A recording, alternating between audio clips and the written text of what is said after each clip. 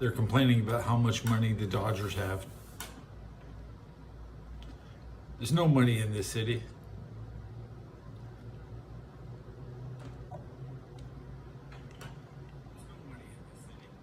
That thumbnail. Yeah. Opened up the front door and there was just a bunch of money out there once. That was the best day of the year. Surprise.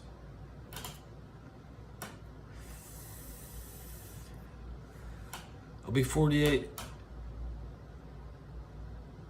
in 89 minutes. Wow. Countdown. Let's see who shows up. To my 90-minute countdown.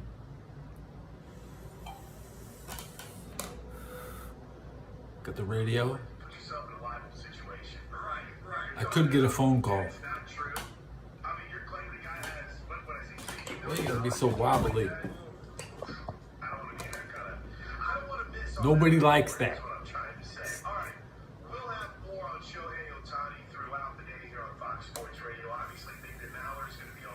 503 subs, thanks.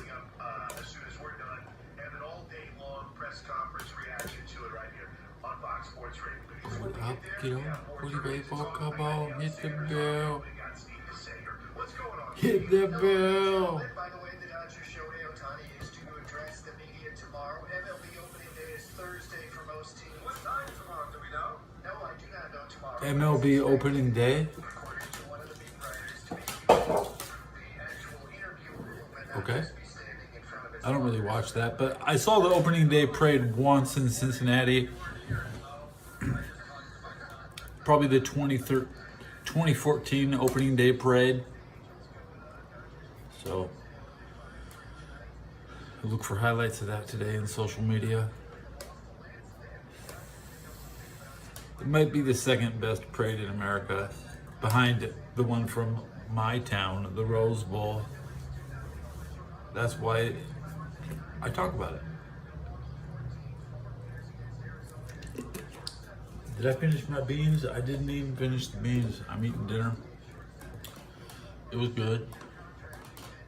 There's a bite left. You'll see me take my last bite before I hit 48. McZizzle was live. I was watching her earlier. Top Hat Gaming Man says M. Bison is DLC in season 2 of Street Fighter 6. He wasn't even in Street Fighter 5, it seems. So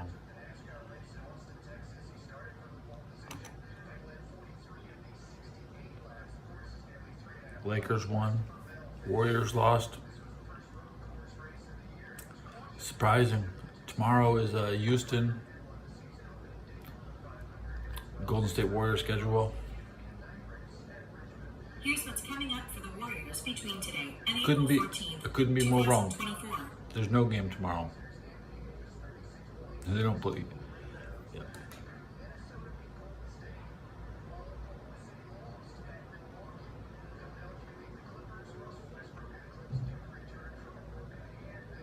Oh, HW Carbine 97 just posted.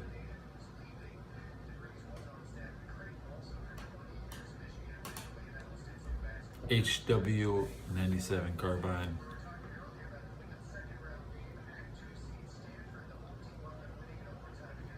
Why is every clip from World War II only 30 seconds? They can't even make a TikTok with these clips. It's horrible.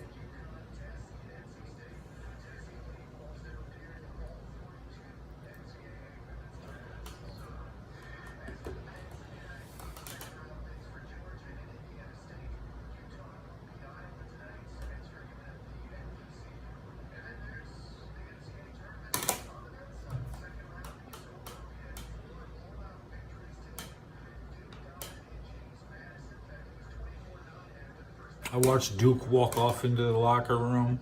Good feeling. You don't want to see our established institutions be embarrassed. Like the UCLA Bruins. They are the most hyped team in all of college basketball. And where are they? UCLA Bruin basketball score. UCLA crushed California Baptist in the women's NCAA tournament first round by a score of 84-55 yesterday. The women's team is winning. Good job. Good job. Nobody watches women's basketball at UCLA. Try to catch me slipping. Twan C and Jaden A. Hello, welcome to my show. Hit the bell. What's all that? That's me, that's me, that's me, that's me.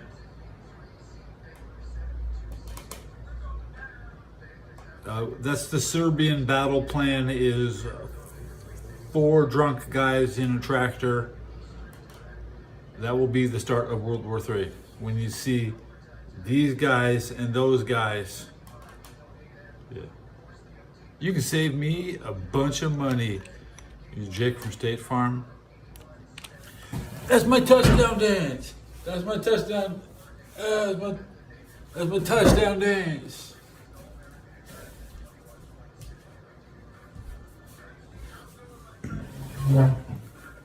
I cooked. And I got a plastic fork. That bite is way too big.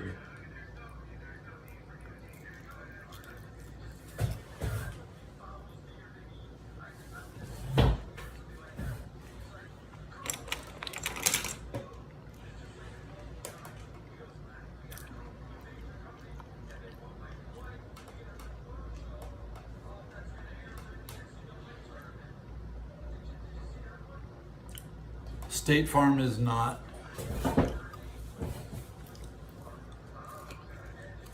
extended most of their policies in California. 10,000 accounts just got closed. I don't know how I got the State Farm statistics this week. I just get random statistics. Ew, Junior, that boy. Welcome to my show. How many people pressed like? Let's see. Not one person. Not one viewer. Each lazy viewer was too lazy to leave a single like. So you have to click up there, click on the statistics, click that, and then click the like. It'll be right here, okay? So click right here. I know you don't think you can see anything right there, but that's where the statistics tab will open up. I don't know what to call it. But when you find that, you can leave a like. Now, a lot of people don't know that. I should get like a series of tips and tricks on how to get good at YouTube. 8 years experience, guys. I mean, it's not 15 or 16 like some guys, but where's La Fonda?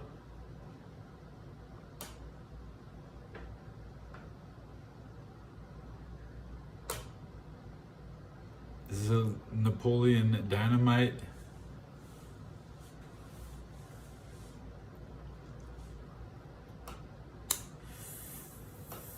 I'm gonna have to point. I think Napoleon Dynamite is like over there. And this is northeast. I'm pointing northeast. Now that is north, okay? And that is northwest, and that is west, and that is southwest, and that is the south. And then the southeast is over there.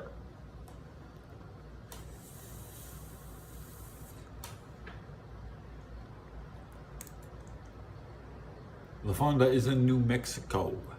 There you go. .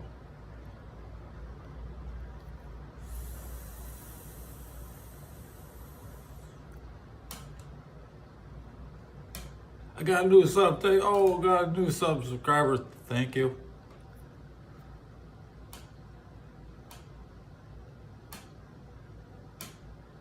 So, 80 minutes until my birthday. Commercials on the radio. My phone might ring.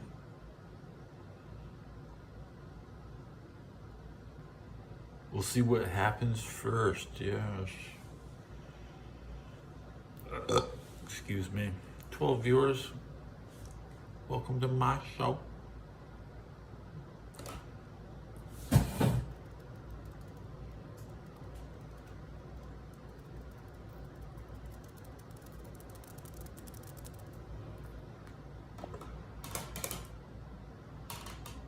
They say the ancient Chinese were 80 centimeters tall.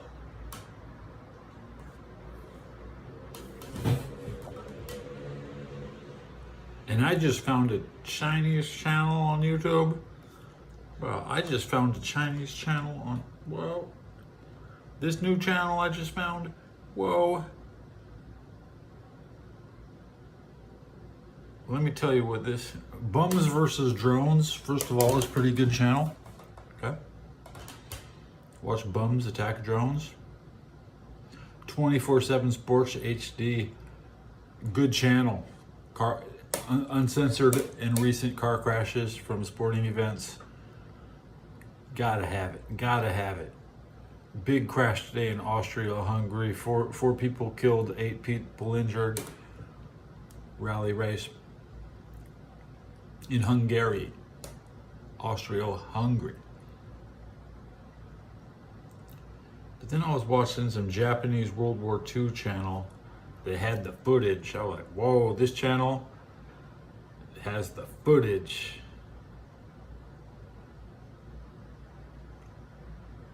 A lot of 1905 Beijing wall videos. The city of Beijing was encased similar to the Great Wall of China with a very thick wall, and today I saw it. I saw the wall. And it was 700 years old and torn down almost immediately after that video was made. We're seeing a lot of cool stuff.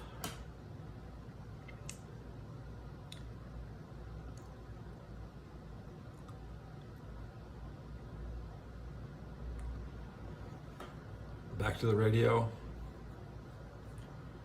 Minnesota. Download the app today. Really bad weather in Minnesota, and the Warriors are up there to enjoy it. What a horrible day to catch a flight out of town. None of the Warriors want to be there. They had nothing in the fourth quarter.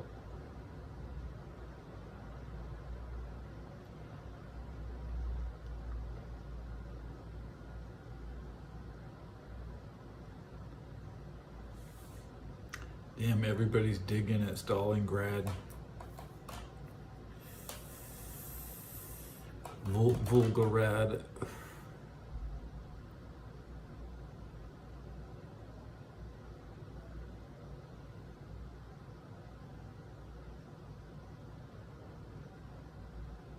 Do Kwon is still in one. Let's go.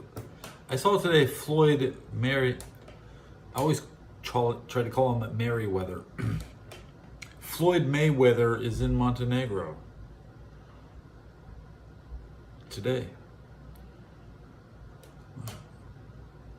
Why'd he wait so long? If I had his money, I would have been there a long time ago.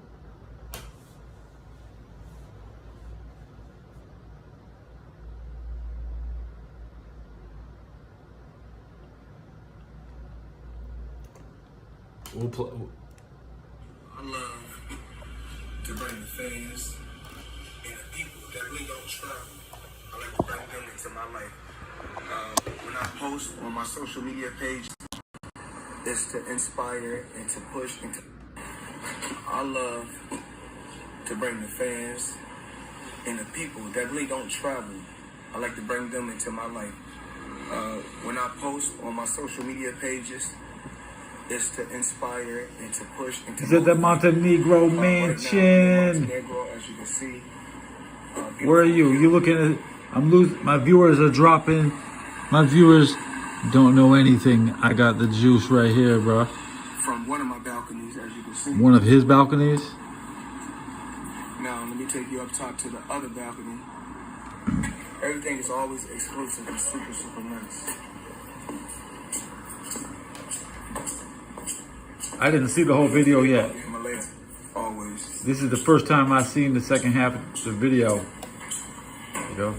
About 5 seconds left. 1, 2, 3, 4, 5, 6, 7. That's all he got, bro. Yeah.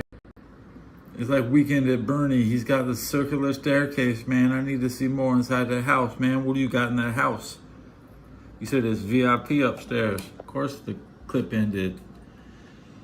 He just got there. He don't live there. He just got there today. There ain't shit upstairs. He's spending his money. This shit's on the way, man. He ain't got nothing now. There ain't no ways that he's moving into a packed house in one day. I didn't see one other person in that video. See, it was a real estate agent holding the damn phone. The Airbnb dude holding the phone. Talking about these are all his balconies and shit. Dude, keep dreaming.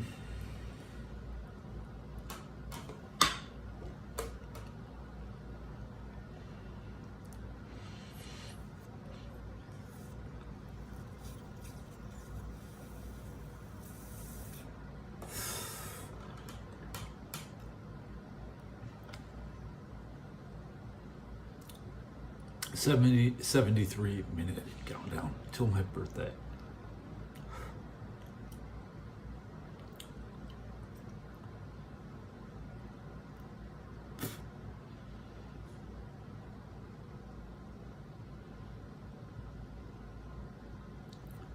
Lakers scored 150. What? Lakers score. The Lakers eked out a win over the Pacers by a score of 150 to 145 today. Damn, man. They said they were worried the Pacers were going too fast. They scored 150. Most points since 87.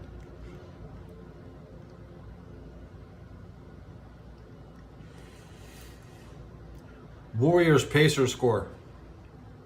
The Warriors lost to the Pacers last Friday. The final score was 123 to 111. That's 39 less points. That's pathetic. That's like playing an extra quarter.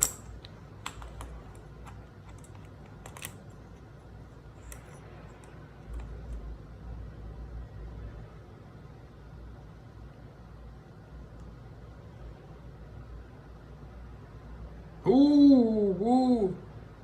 Nice video. 9-second Donald Rogers ran over by a Sherman tank. Is this a meme? Yeah. Nice. That's not what a human being looks like. That's like a cake getting smashed. I'm not entertained. Jaw baited, jaw.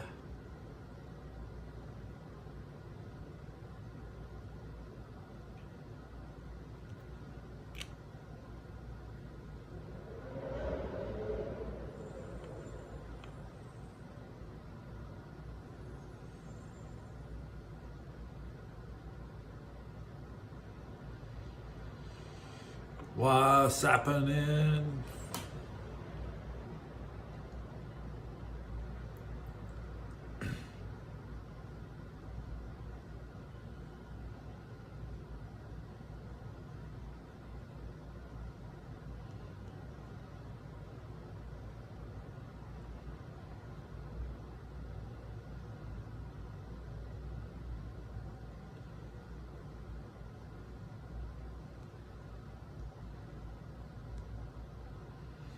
Back to the radio.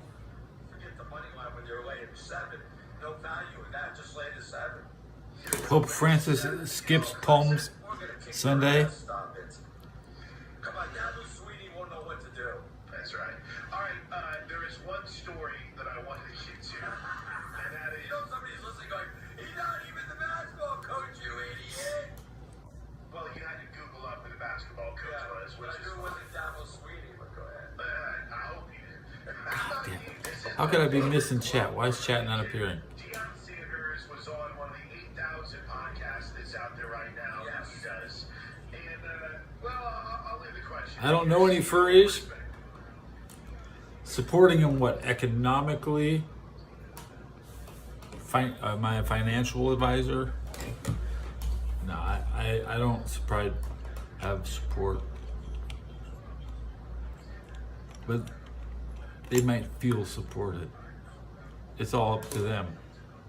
They pick and choose what supports them actually. Are there any? So I don't see any furries looking for support. So that's a no. Definitely. Evidence would suggest no evidence of furries in chat. There were a couple Therians around here before, but you know, hey, they're gone. Lucky me, right?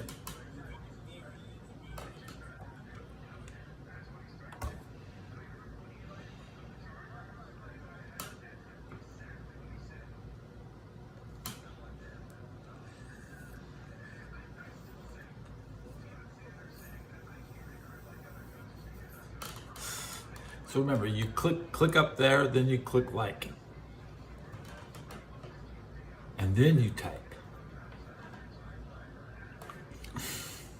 Or you can type and then hit like before I notice. That's usually what I end up doing. Right, it's hard to deliver lines in a script after you take a hit. I feel like Sabu. Sabu could never talk in his interview. He's too busy vaping.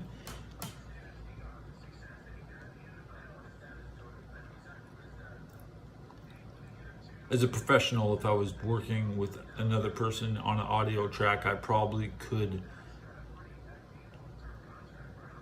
refrain from vaping until the break is called.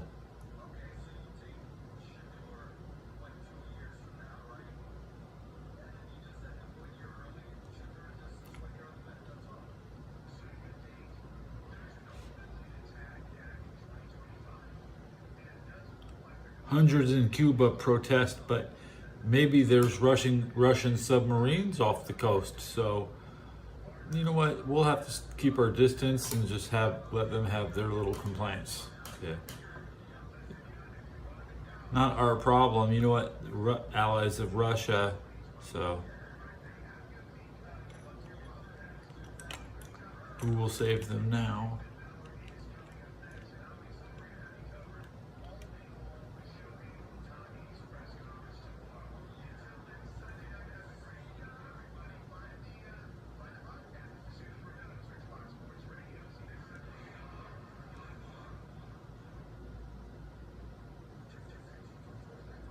Infomish with the China Great Wall video.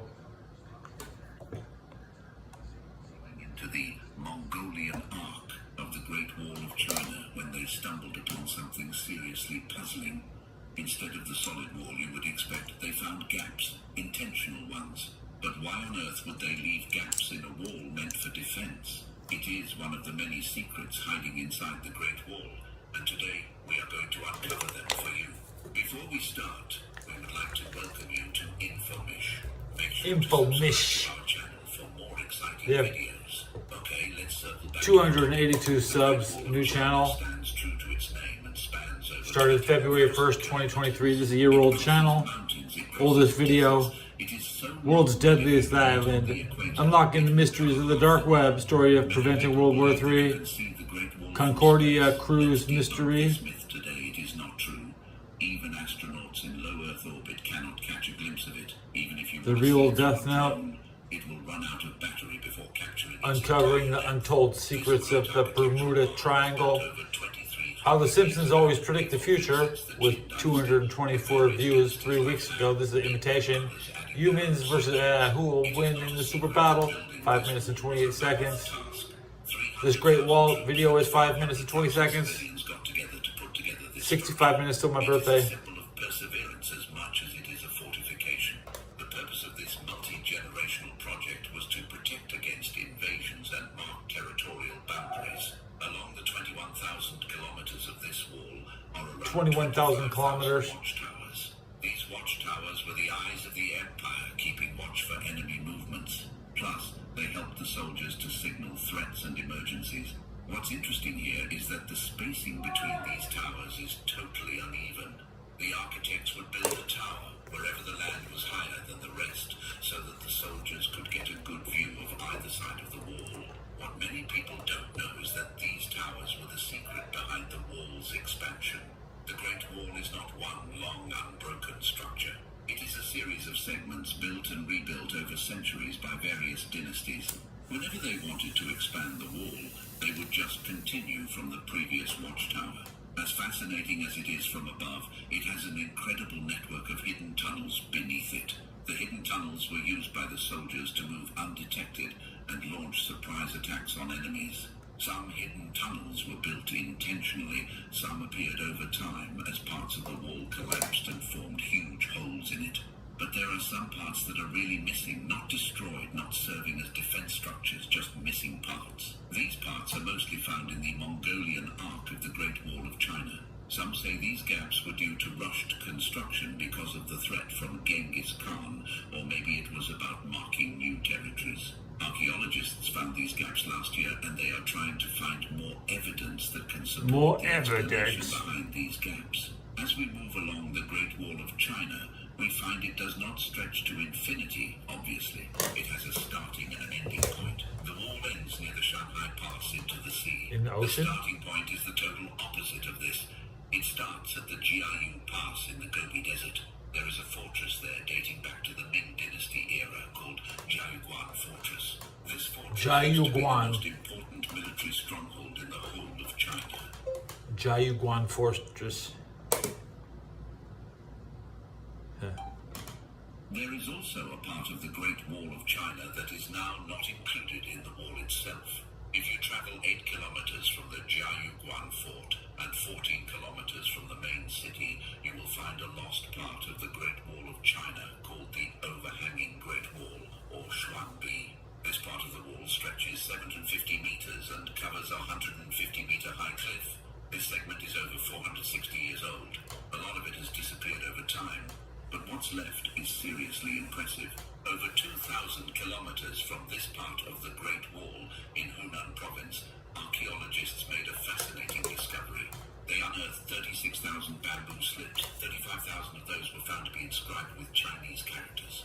These relics are believed to date back to around 200 years ago, which means these are from around the time the Great Wall of China was being built. Now, what exactly do the writings on these slips say? These slips suggest that way back in the Qin dynasty, there was something similar to a postal system in place.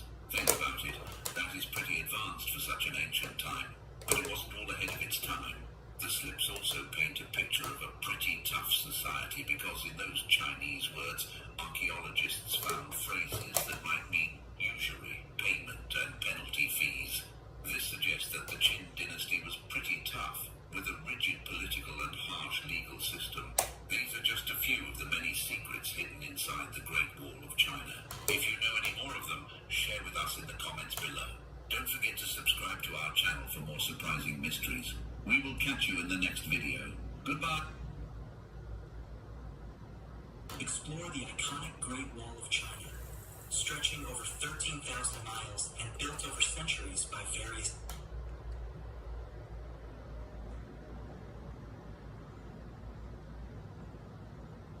I feel like a star. I'm up in the sky. I'm loving Cloud City.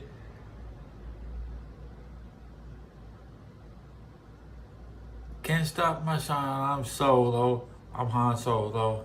I'm Han Solo. I'm Han Solo. There you go. I sang it wrong. Proof I don't know the lyrics. I'm feeling like a star, can't stop my shine. I'm loving Cloud City, I'm up in the sky. I'm solo, I'm Han Solo, I'm Han Solo, I'm Han Solo. Couldn't be any better.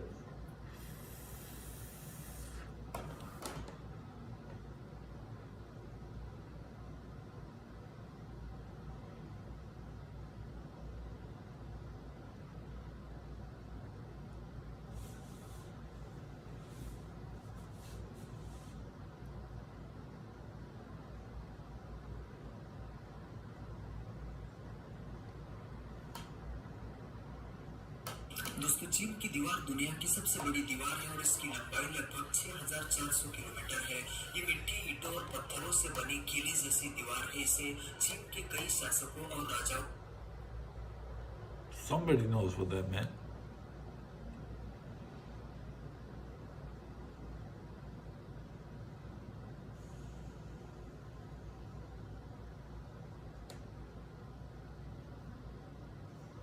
Train underneath the Great Wall. What we did. Every times matters. What really matters is making a difference.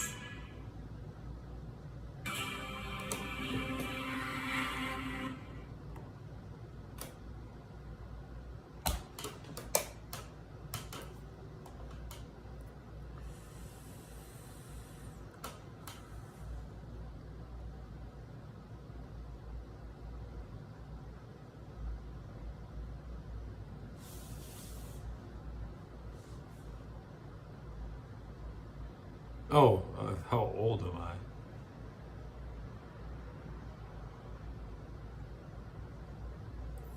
"48 in 58 minutes."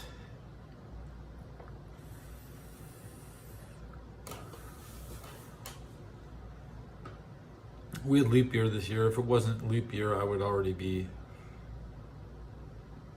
Oh, woman dies at LA Sheriff Station.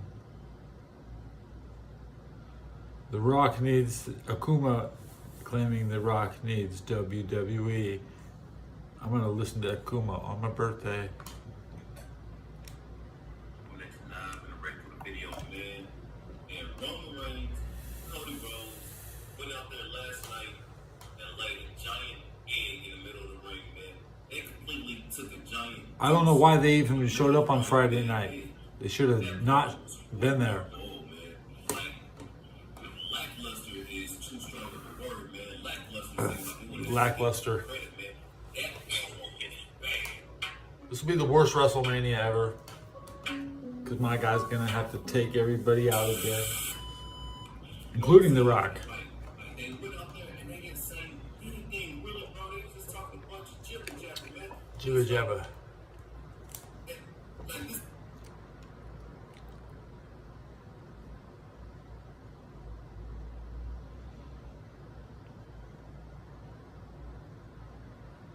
I'm gonna click on this Rockman 0x2 video and watch Rockman.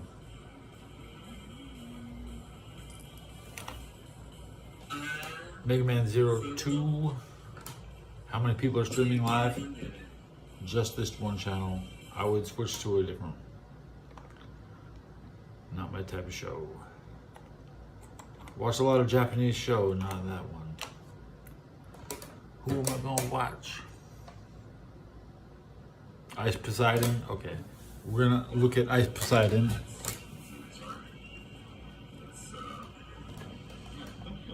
The donkey over there. Oh, it's right next to it. Okay, thank you. Arigato. Okay, I know exactly where it is. It's next Ice Poseidon is in Tokyo. reset, dude.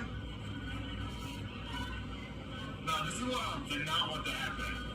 This is actually, that's so demotivating, bro. What's the point of even doing the challenges?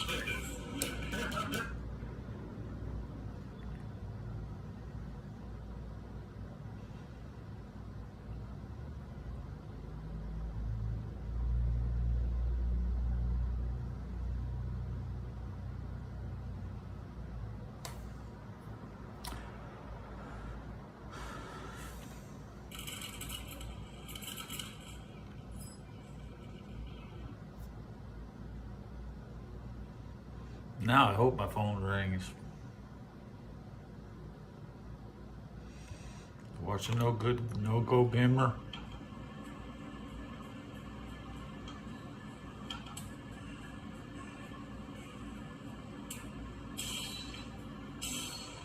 Smash that.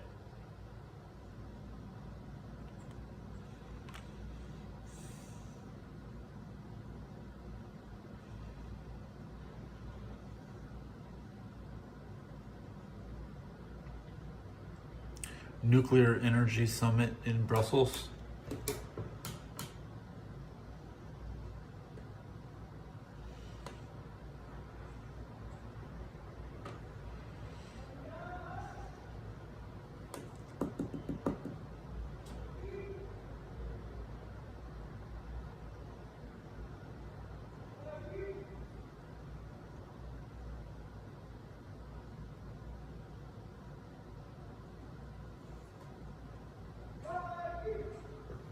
People screaming in the alley, normal.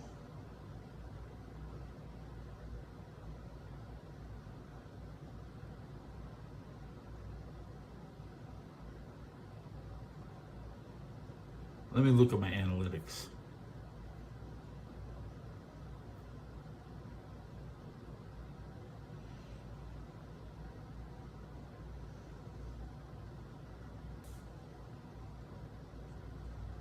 Ask me about my birthday or something, my age. You know, the countdown has 53 minutes left in it. 504 subs. It's good. It's good.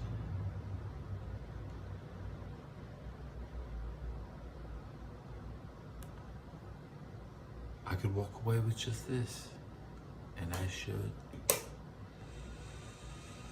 I'm tired, I'm old, and I'm tired.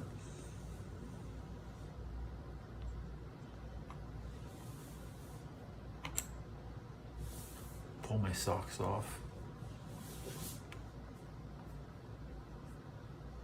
They're hella tight. Tight socks.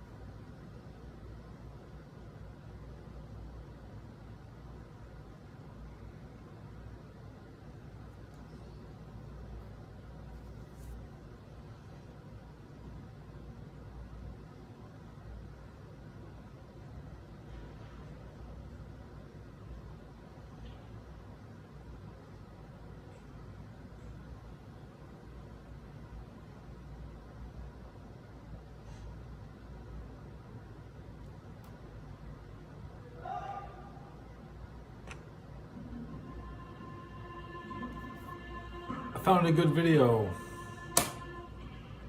When a government depends upon the armed part of the population, the army's views on what the government does and does not do are surely not a matter of indifference.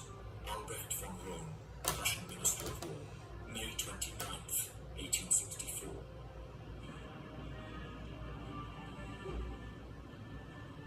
(1864). 1st of August 1864, the Danish War finally came to an end. But the peace that followed was... Okay, I'm getting some spoilers. Good spoilers. I don't have this information. I'm definitely tired of the 1900s. In a way that people are saying they're tired of talking about Jordan. The last 120 years are just kind of boring. And the Civil War was boring before that. So, 30-year war, Prussian history, that really is the good shit. Nobody cares about, really. No vendettas on this, but really, yeah, vendettas would start from this. I want to see what technology, the ultimate information is what technology they had. That's it.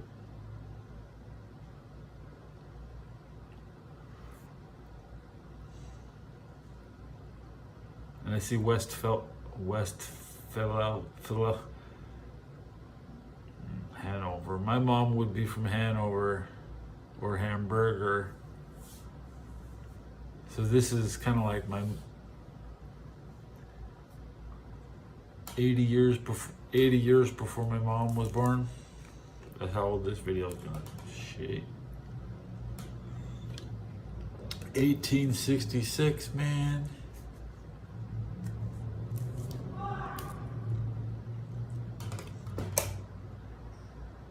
Joint occupation of the territories, tensions remained high.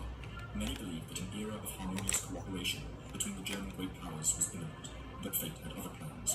Bismarck, ever the cunning strategist, was not content with mere joint occupation. His ultimate objective was to annex both duchies to Prussia and neutralize Austrian political influence in Germany. He was not prepared to achieve this.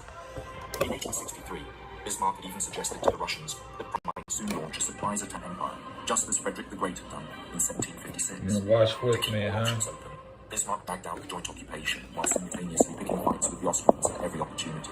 The victories of Prussia and Denmark not only had an impact on foreign affairs, but also had a significant effect on the domestic political landscape. The wave of patriotic enthusiasm that followed the triumphs led to divisions within the Prussian liberal movement, which had been the most powerful opposition to Bismarck's government. The liberals decided to second with the government, fearing that if the conflict continued, they would lose their hold on it.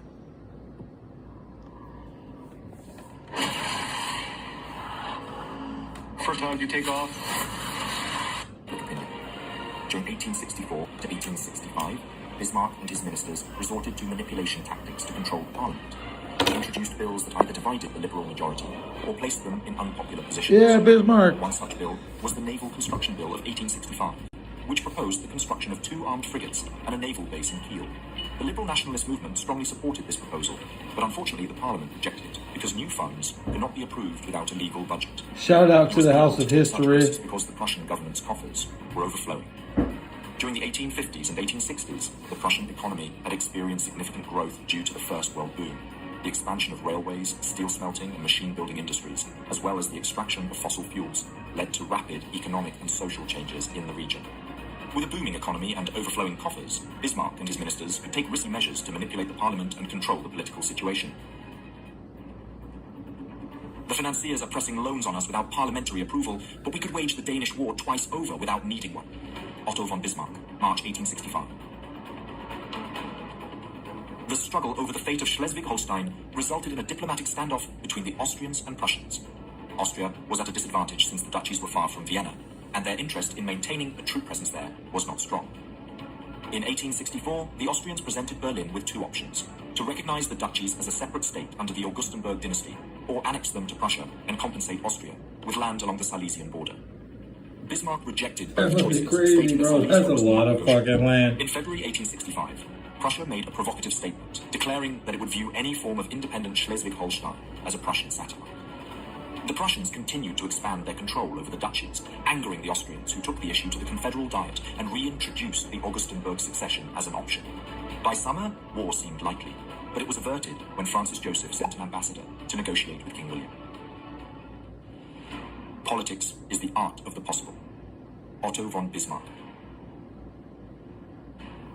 In 1865, the Convention of Gastein was signed to establish joint Austro-Prussian sovereignty in the duchies.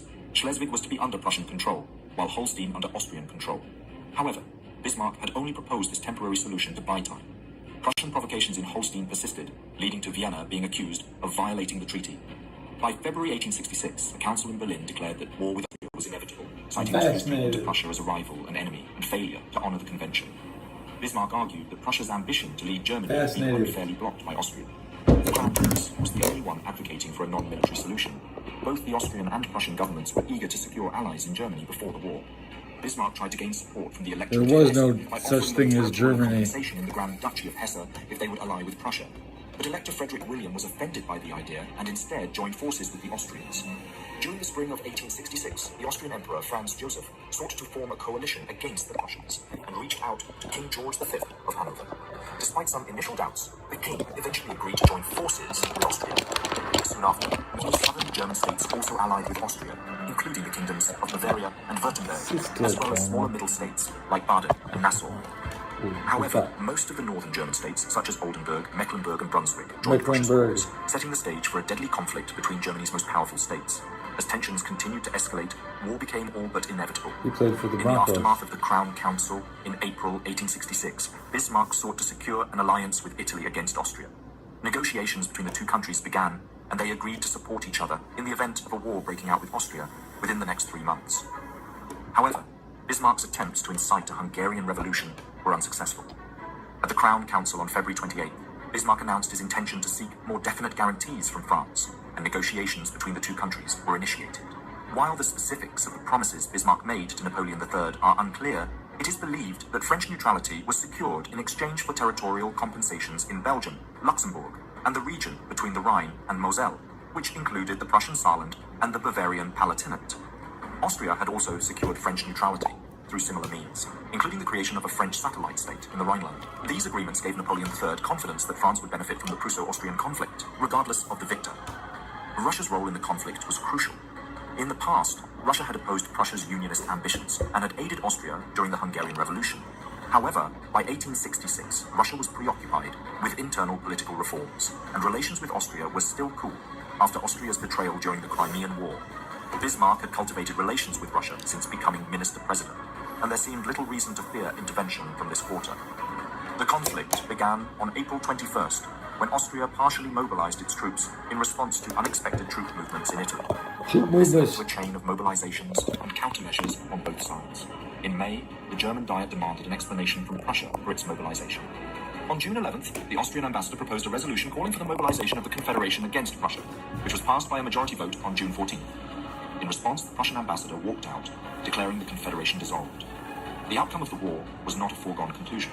In fact, many well-informed contemporaries, including Emperor Napoleon III, who had fought against the Austrians in 1859, predicted an Austrian victory. In the meantime, Prussian troops moved from Schleswig, which was under Prussian rule, south into Holstein, which was under Austrian control.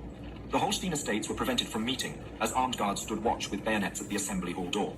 Denmark posed no threat. Austrian commander Gablenz withdrew his 10th Corps across the southern German states to join Benedict's army. Wow, I'm That hyped on for June the 15th, victor. Prussia I issued don't know who 12-hour wins this ultimatums fight. to Saxony, Hanover and Hesse-Kassel, demanding that they stand down their forces and join the new Prussian state, or face I don't war. know who wins. At midnight, I Prussia forgot. invaded all 3 states. The following day, Austria declared its willingness to help any state invaded by Prussia. I'm which gonna was seen focus as a on declaration this, of war by and- Prussia. 2 days later, Italy also declared war. The army of the Kingdom of Hanover, comprising 2 divisions or 19,000 men under Major General von Arenschild, found itself mobilized only because June 15th coincided with summer maneuvers.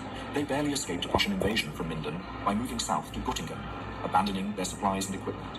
Prussian commander Falkenstein, who despised Moltke, ignored Moltke's orders.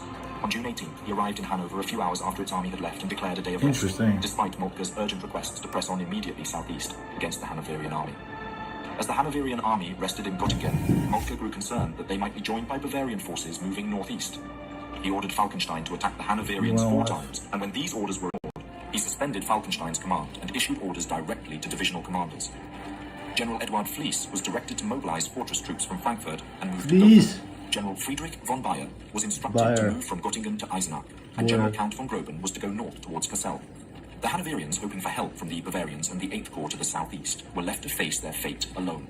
Moltke issued a seventh order to Falkenstein to put an end to the Hanoverian army on the night of the 26th of June. Meanwhile, Fleece was instructed to wait for the arrival of Bayer and Groben and hold Gotha and the Werra Valley against We're the wiping out my Hanoverians. mama's However, army. Fleece decided to attack the Hanoverians at Langensalza with his 9,000 troops and 22 guns, despite Moltke's advice to sit tight and prepare for a potential Hanoverian breakout. This is my origin, my backstory.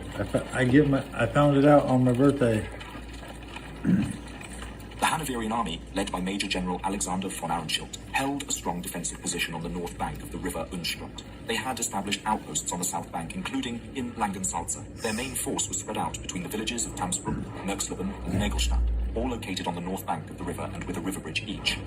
The central bridge was positioned at Merksleben.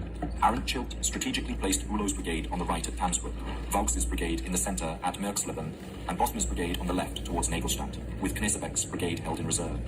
The army, not including the largely unarmed reservists who had joined after the 15th of June, consisted of approximately 17,000 men. On the other side of the river, the Prussian force comprised 7 elderly battalions of the Landwehr, including the contingent of the Allied Duchy of Saxe-Coburg and Gotha, with a strength of The approximately Prussians are 9,000 men. attacking my mama's The Prussian forces hometown. were clearly outnumbered by the Hanoverians.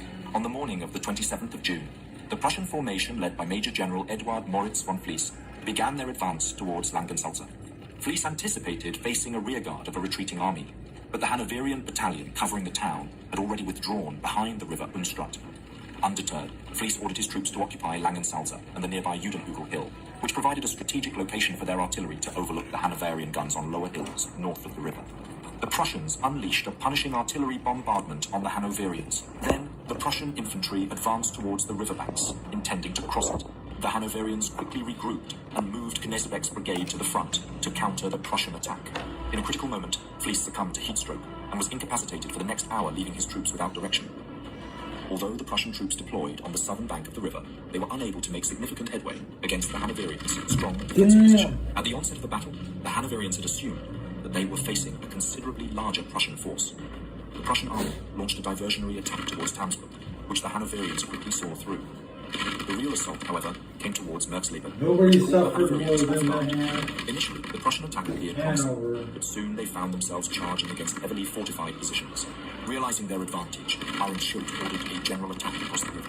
The Hanoverians started their offensive on the right flank, with Bülow and Knesebeck successfully crossing the river and pushing back the Prussian left. It became evident that the Prussian commanders had made a mistake by charging forward, and the Hanoverians saw an opportunity to defeat the outnumbered enemy. The Hanoverian left, led by General Bothmer, attempted to cross the Unstrut River and outflank the Prussian positions. However, the terrain was not in their favor, and they suffered heavy fire from the Prussian needle guns. Their first attempt to cross the river was repulsed, and Bothmer refused to try again. Meanwhile, in the center, Vaux's brigade launched a successful attack with support from 2 battalions sent by Knesebeck. They managed to cross the river and capture Kallenberg's mill near the southern end of the bridge. This marked a turning point in the battle. As a result, the Prussian troops gradually withdrew from their partially fixed positions and retreated into town.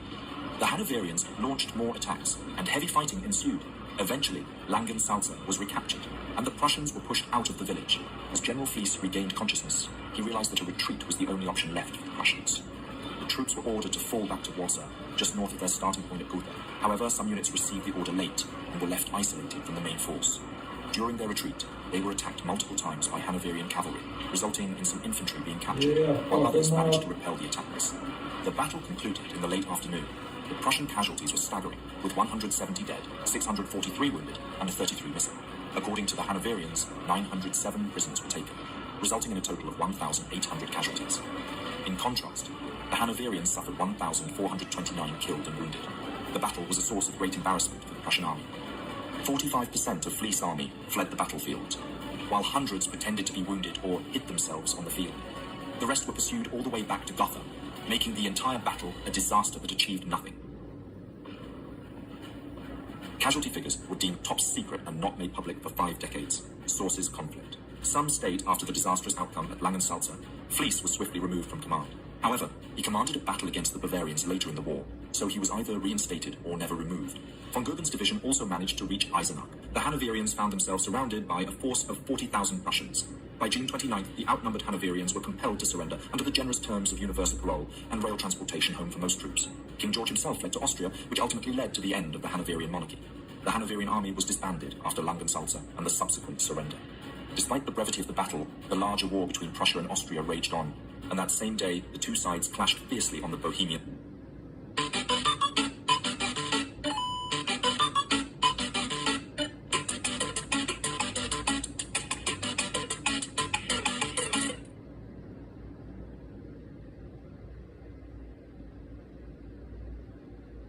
So we had a customer reach out and they couldn't decide which knives they wanted to pick. Our support team made some...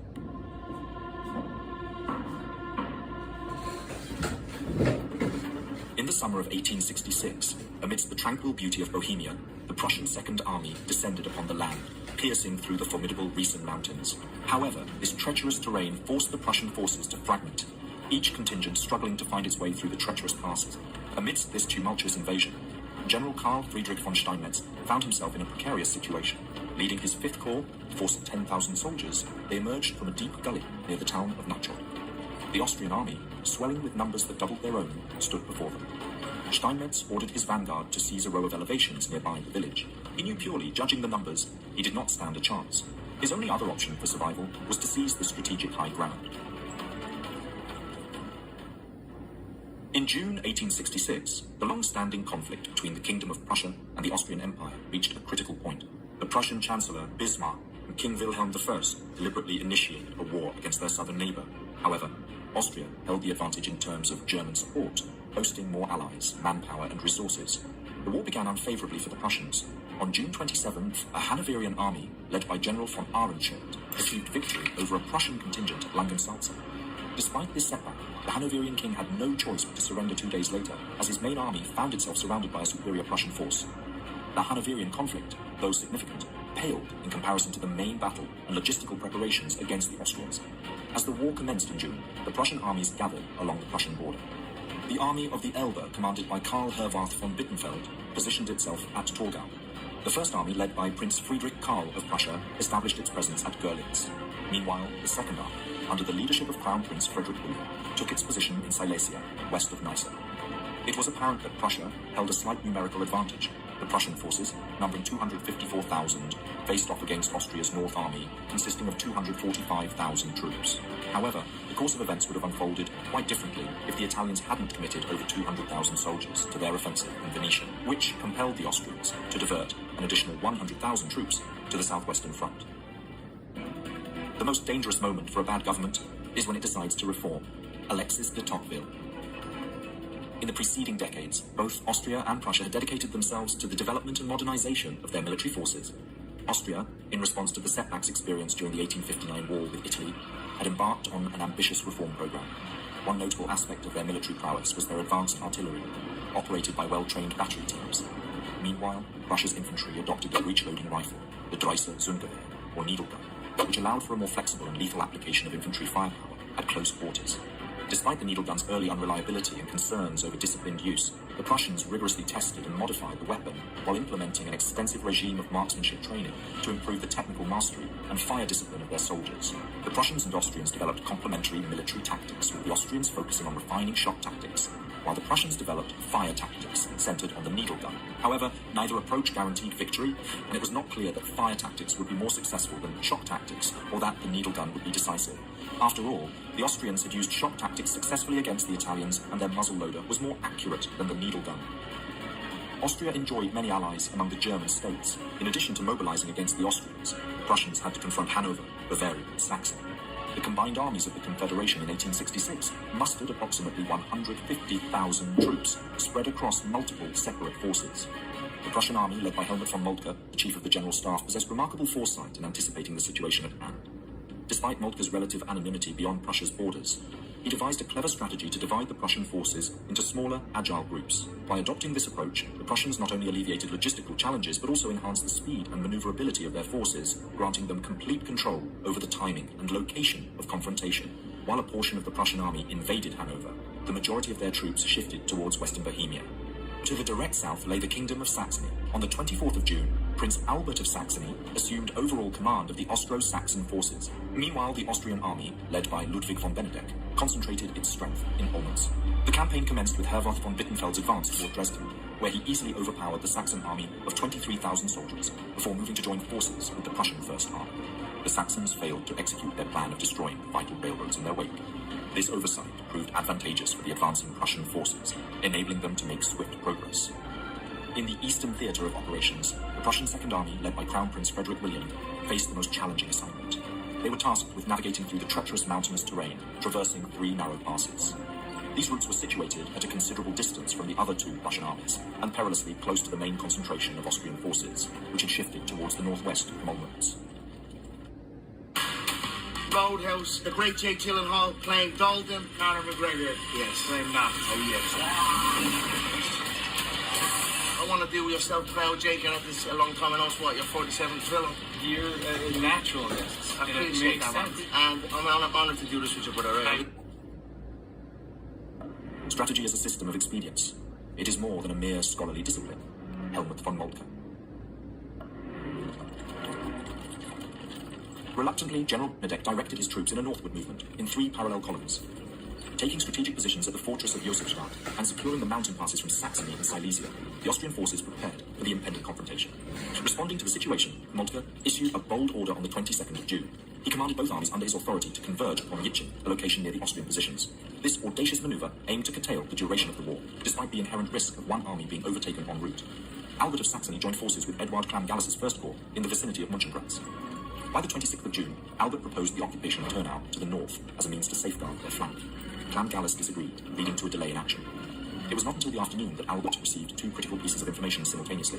Firstly, news of the Prussian occupation of Turnau reached him, and secondly, an order arrived from Benedek, emphasizing the imperative to defend Turnau and Mönchengrätz. Determined to reclaim Turnau and seize the hills west of the Iser River beyond Podol, the Allied forces prepared for a counteroffensive. The bridges at Turnau and Podol were of utmost importance, as their control would enable the Prussians to outflank the Allied forces from the north.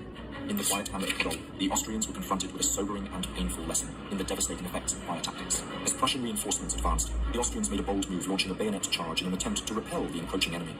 However, the Prussians defied expectations by halting their retreat and swiftly organizing their forward platoons. By the stroke of 2 o'clock in the morning, the Austrians, battered and recognizing the futility of their efforts, made the difficult decision to withdraw from the battlefield.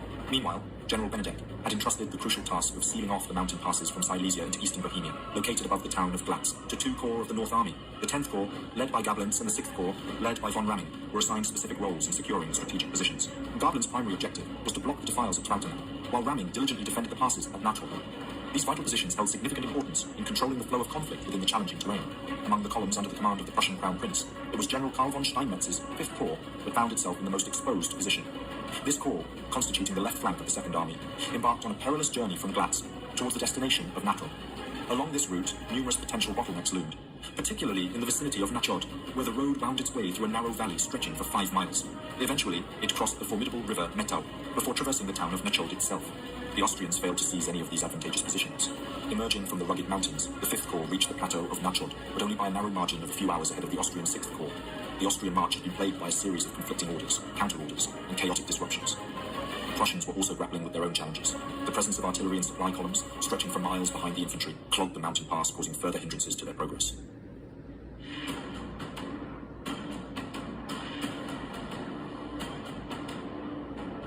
General von Steinmetz, known for his relentless drive, commanded a force of 10,000 troops. Leading the vanguard was General von Lohenfeld, who displayed astuteness and foresight in his tactical approach. Recognizing the importance of maintaining a strategic advantage, Lohenfeld chose to deploy his battalions under cover and in open order. Rather than seeking immediate glory through an audacious attack, he prioritized the screening of the Corps' arrival, ensuring a coordinated and cohesive advance. While the Prussians pressed forward, General Ramming's troops faced delays due to a 5-hour setback before receiving Benedek's orders. On the morning of June 27th, at approximately 8:15 a.m., Ramming's 6th Corps, consisting of around 21,000 soldiers, reached the town of Skalitz, situated west of Nachod. It was at approximately 9 o'clock when Colonel Hertwig, leading Ramming's 2nd Brigade, initiated an advance towards the leading elements of Major General von Lohenfeld's Prussian 9th Division. The Prussians had already seized control of the commanding Wissokow Heights. Setting up his headquarters on the main road between Skalitz and Wissokow, General Ramming devised a plan to maneuver his forces across the Prussian front and secure control of Wissokow town. However, his intentions quickly turned to dismay as he witnessed Colonel Hertwig's ill-fated decision. Ignoring the Prussian strategic footing, Hertwig's brigade prematurely changed direction, directing their assault straight up the daunting face of the Wissokow Ridge. Unleashed upon them was a relentless onslaught of rapid gunfire from the well-positioned Prussian troops, armed with their lethal needle guns. The consequences were devastating. The arrival of the 2nd Austrian Brigade, led by Colonel Jonak, offered a glimmer of hope amidst the chaos. Advancing from a Pockner, positioned behind Hertwig's 2nd Brigade, Jonak's 4th Division moved forward.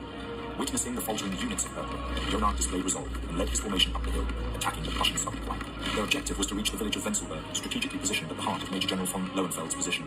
Despite enduring horrendous casualties, Jonak's men reportedly exhibited remarkable valor as they managed to secure the church.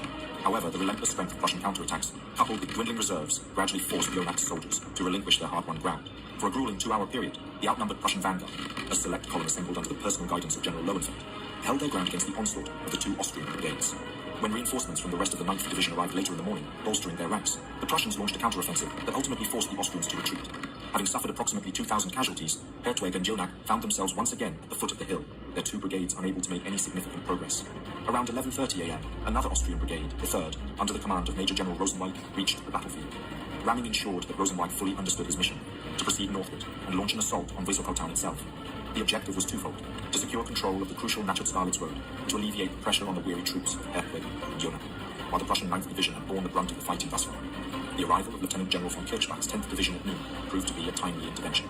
Swiftly deploying into a defensive line to the north of the 9th, they stood ready to confront the advancing forces of Rosenweig. Rosenweig's troops advanced in column formations, with the Hoch- und Deutschmeister regiment spearheading the attack by bursting through the town of Wysockow. However, Prussian infantry swiftly emerged on the other side, engaging in fierce combat. In the south, the rallying 2nd and 4th Brigades of the Austrian forces joined the ongoing assault. With the advantage of higher ground, the Prussian needle gun volleys proved decisive, pushing back the Hoch- und Deutschmeister regiment and inflicting heavy casualties upon them. Around midday, the Austrian 1st Reserve Cavalry Division entered the battlefield, positioning itself to the north and posing a threat to the Prussian right flank at Wysockow. Meanwhile, the Austrian corps guns came into action, primarily focusing their efforts on reinforcing and stabilizing the collapsing right flank brigades of Hertwig and Jonak. While this deployment of 56 guns likely prevented the Austrian right from crumbling, it also meant that the opportunity for the Austrian left to break through to Nachod was lost. In the rear, Ramming briefed Colonel von Waldstatten and his 1st Brigade. He was supposed to lead one final charge, in an attempt to dislodge the Prussians. Prussians, firmly entrenched, held their defensive positions along the line of hills and woods to the east of the valley. To the north of the Prussian line, a separate cavalry engagement unfolded north of Wysockow. The Austrians, though repulsed along the entire line, managed to regroup on the lower slopes, gathering their forces for another attempt. Around 1 p.m., von Ramming issued the order for a final full-scale assault, led by Waldstatten, his 1st Brigade. Accompanying them was the 2nd Brigade of the 1st Reserve Cavalry Division. However, elements within Waldstatten's command proved unreliable, particularly the 79th Infantry Regiment, consisting of Venetian recruits from Pordenone. Just days prior, this regiment had staged a minor mutiny, discarding their ammunition into a nearby stream and declaring their unwillingness to fight against Prussia, an ally of the Kingdom of Italy. Placed at the rear of the brigade, the cavalry was given the task of closely monitoring their behavior. Despite some hesitation from the 79th Infantry Regiment, Waldstatten's forces launched their attack, once again reaching Wysockow. Violent house-to-house fighting ensued, with the Austrian troops attempting to provide all possible support to Waldstatten. However, the disorganized Austrian forces were unable to dislodge the Prussians from their fortified positions, as renewed clashes erupted along the entire Prussian line. Around 3:30 p.m., the Prussian reserve artillery positioned themselves strategically, gaining control over Wysockow town. As a result, the Austrians began a gradual retreat, their once orderly ranks now crumbling in several regiments, notably Hertwig's exhausted Polish troops. These soldiers had endured a relentless day of fighting, having marched tirelessly in the morning without proper rest the previous night and with no food since noon the day before. The casualties incurred were significant, with the Prussians suffering 1,122 losses compared to the Austrians' staggering figure of 5,700. This represented over 20% of the 6th Corps' total strength, an astonishing toll even for the most battle-hardened commander in corps, let alone in what was initially deemed a minor border skirmish. In an effort to bolster the weakened corps, Benedek later assigned 2 complete battalions from the Josefstadt garrison to support Ramming's battered forces.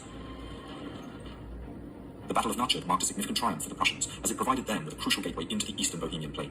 However, it was merely one of the numerous engagements that took place on the 27th of June, as Prussia launched its invasion against the Austrian Empire and its allies.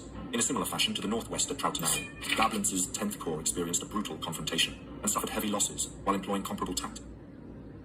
So that's all you need. Okay.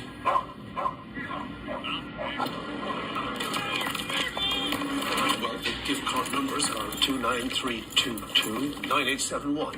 PIN 6339. Everyone, go home. He just paid his outstanding taxes and gift cards.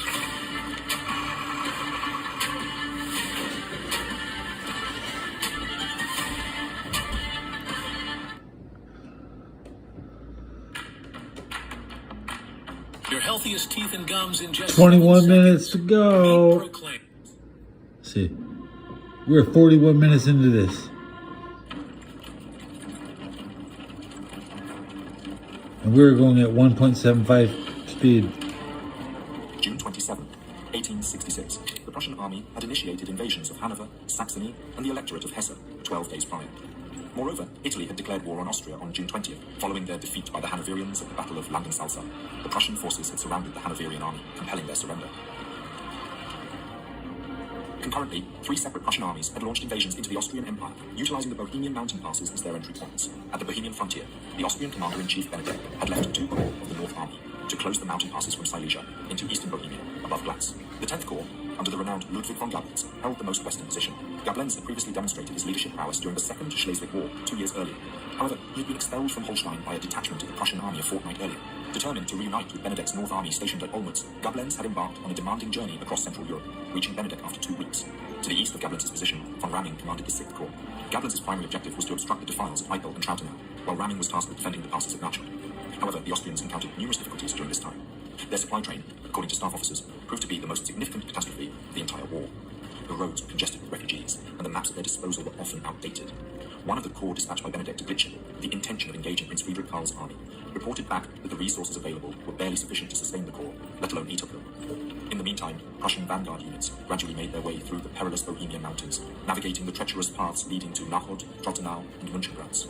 On that particular day, a fierce confrontation unfolded at this army. Poor communication and officers prioritizing short-term tactical decisions over long-term strategic planning resulted in a brutal engagement. Ramming's 6th Corps suffered approximately 5,700 casualties, accounting for around 20% of its overall strength. In contrast, the Prussians endured around 1,200 casualties and emerged as clear victors. The consequences of the battle were profound in terms of strategy. Benedict relinquished a position of considerable strength, leaving Gablenz vulnerable and exposed on his right flank without any prospects for reinforcements. Following the defeat of Ramming's 6th Corps and the subsequent opening of the Nachod Pass, Steinmetz's 5th Corps positioned themselves on the Vysokov Plateau. Meanwhile, Württemberg's Guard Corps faced ongoing challenges as they made their way through the central Eipel Defile, located 10 kilometers west of Nachod. Fortunately for them, Benedict had chosen not to oppose their progress. Another 10 kilometers to the west, the seasoned Prussian 1st Corps, led by the inexperienced Adolf von Bonin, made significant advancements. However, events took a different turn at Trautenau.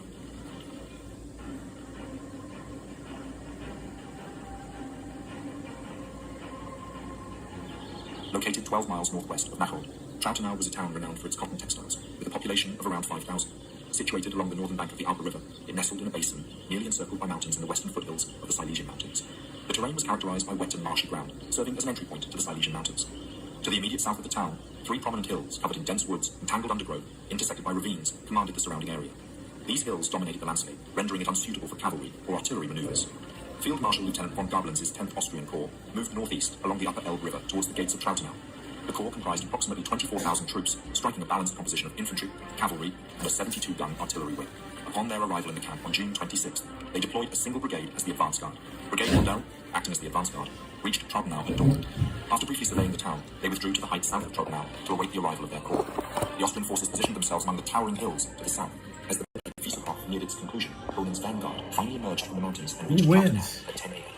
Exhausted from an arduous 8-hour march across challenging terrain, they entered the town, finding no Austrians present. Taking the opportunity to eat, rest, and await the arrival of the rest of the 1st Corps, which consisted of East Prussian troops and included renowned Prussian regiments. The initial plan was to secure Trautenau and then proceed towards Wilnichau, where they could establish contact. Happy birthday. Located 3 days march away. However, Bonin, an experienced courtier, but a novice commander, became too fixated on the path ahead, neglecting to watch his flanks or secure the protected hills. No reconnaissance patrols, pickets, or guards were dispatched. Consequently, soldiers from Mondell's brigade stationed in the hills leisurely advanced into the outskirts of Trautenau and initiated gunfire. The startled Prussian infantry swiftly retaliated, while some sought cover within the houses around the square, ascending to upper floors and engaging the tree-covered heights where many of their fellow comrades were pursuing Mondell's light infantry. Chaos ensued as it turned into a bloody melee. Excitement overwhelmed the Prussian soldiers experiencing their first taste of battle, leading them to continue firing, disregarding repeated orders from their officers to cease fire. Cease fire! Casualties were inflicted not only on the enemy, but also on their own ranks. Following Gablenz's cautious orders to await the arrival of the majority of the 10th Corps, Mondell tactically withdrew his regiments to avoid the advancing Prussian 1st Brigade, ascending from Trautenau. While leaving 2 battalions stationed on the central Johannesburg, Mondell relocated Johannesburg. Meanwhile, Bonin's vanguard found themselves disoriented in the complex network of ravines beneath the heights, engaged in a continued skirmish with Mondell's rear guard. By noon, the Prussian forces had successfully ousted the Austrians from the hills. The 1st Corps appeared to have secured the Trautenau section of the significant pass, with notably less effort compared to Steinmetz's campaign in Nachbar. Bonin's 1st Division vanguard made significant advances, reaching as far as Neurognitz during the morning. Simultaneously, Bonin's 2nd Division had captured the Hopfenberg and conducted reconnaissance as far as Altrognitz. As a result, the town and surrounding hinterland region, serving as a crucial foothold in Bohemia, had fallen into Bonin's control. Over the following 3 hours, Prussian infantry, artillery, and supplies steadily poured in from the mountains. Arriving outside Trautenau at 10:30 p.m., Gablentz observed Bonin's progress with growing frustration. Mondell's troops were the only ones present in the vanguard, while his 3 remaining brigades were still making their way from Josefstadt and were not expected to arrive until later in the afternoon. Around 12:30 p.m., an aide-de-camp from the 1st Guard Division, located approximately 8 miles southwest, reached Bonin However, the aide-de-camp was informed that the First Corps did not require assistance as they believed the pass to be secure. Shortly thereafter, a contingent of 12,000 men from the Austrian 10th Corps arrived, as the Guard adjutant returned to the 2nd Army headquarters in Eichel, reporting that Bonin's corps had successfully navigated the mountainous terrain. Two of Gablen's brigades made their way into Neurognitz from Josefstadt. Earlier, Gablen's had recognized the vulnerable position of Trautenau and the crucial significance of the commanding heights surrounding it, namely Johannesburg and Hopfenberg, understanding that by gaining control of these strategic heights, he could force the Prussian forces down into the lower-lying town and drive them back into the mountains by employing the devastating firepower of his 72 guns. In pursuit of his strategy, Gablen's issued orders for the Wimpfen Brigade to advance beyond Mondel and launch an assault on the central Johannesburg, while the Grivich Brigade would maneuver to the right of Mondel, flank the Prussian position, and capture Hopfenberg, effectively securing the heights from both sides. However, Gablen's 4th Brigade under Albert Knebel had yet to arrive from Josefstadt to prepare for the impending Austrian assault. Gablen's positioned 40 guns at Hohenbrook and subjected the heights to a relentless barrage from close range. Prussian artillery, having managed to bring only 10 guns up the steep slope from Trautenau, responded minimally to the hour-long cannonade, which surpassed any bombardment the Brigade had previously witnessed. Recognizing the gravity of the Austrian onslaught, The Austrians are real slow dragging their guns around. defense of Trautenau from the heights, opting instead to retreat back through the passes. Following an intense hour of bombardment, Gablen's initiated a steady advance across the Prussian positions. The storm columns of Grivich's brigade swiftly overcame a weak Prussian detachment near Althocknitz, advancing towards the Hopfenberg by 4 p.m. Grivich's troops struck the Prussian left flank ahead of Wimpfen's forces and struggled to move ahead against the deadly needle rifles. Adolf Wimpfen's weary soldiers, fatigued from their long march from Josefstadt, discarded their backpacks and advanced towards the Johannesburg in a tightly knit formation, engaging in close combat with Prussian skirmishers using bayonets. However, this dual-pronged Austrian assault quickly faltered as both bombs encountered obstacles and faced grenades and dense vegetation, while Gablen's hurriedly moved back and forth between them. Under heavy enemy fire, Grivich's columns faltered and descended down the hillside, leaving numerous casualties in their wake. It's very guerrilla war. Bavarian soldiers fell into silence as losses incurred during this single engagement surpassed the most severe they experienced in their previous war wars. Wimpfen's attack, conducted across the rugged and wooded slope of the Johannesburg, faltered during the challenging final ascent towards the chapel, facing relentless and accurate fire from Bonin's rearguard, composed of 2 battalions from the East Prussian 43rd Regiment. The Austrian forces suffered significant casualties as a result. Over the following 3 hours, a mere 4 Prussian battalions valiantly defended their positions against the overwhelming 10th Corps. Despite facing a staggering numerical disadvantage of approximately 5 to 1, the Prussians inflicted devastating casualties on the enemy in their fortified defensive positions. As the noon approached, the battlefield became shrouded in dense smoke from gunpowder, obscuring the arrival of an additional Austrian brigade. Colonel Albert Knebel, who arrived from Josefstadt in Neurognitz at 5 p.m., was instructed by Gablen's to remain in reserve alongside Mondel. Assessing the situation at Trautenau, Knebel observed that the retreat had been pushed back to the banks of the Alper River by the Prussian 4th Brigade. Meanwhile, Wimpfen, after sending an urgent message to Knebel, was gathering the remnants of his predominantly Ukrainian 58th Regiment from the southern slopes of the Johannesburg. Similar to Wimpfen's Venetian troops earlier, they had suffered heavy losses while engaging the 2 Prussian battalions stationed around the chapel. Despite Gablen's orders to remain in reserve, Knebel made the decision to disregard them. Convinced that the enemy was fatigued, he believed that successive attacks from his brigade would break their defences. Proceeding to the left of Wimpfen, Knebel initiated a final assault on the chapel. Despite suffering heavy losses of 43 officers and 859 men, Knebel's half-battalion formations persevered, ascending towards the Prussian right. Joined by Wimpfen, they eventually reached the site, clearing the church through determined bayonet charges. The Prussian rearguard under Bonin was forced back to Trautenau, where they retreated alongside the rest of the First Corps, following the course of the Popper River. The Battle of Trautenau proved to be a costly and pyrrhic victory for Austria. Although the Austrian troops were shaken, their casualties, which could have led to their defeat, were spread out over an extended period, approaching a critical threshold of 24% only when the Prussians began their withdrawal. They suffered nearly 5,000 casualties, nearly 4 times the number incurred by Prussia, which totaled around 1,300. In the aftermath of the battle, the hills surrounding Trautenau were littered with wounded and dying, abandoned to endure the effects of shock and exhaustion in the hot and arid weather.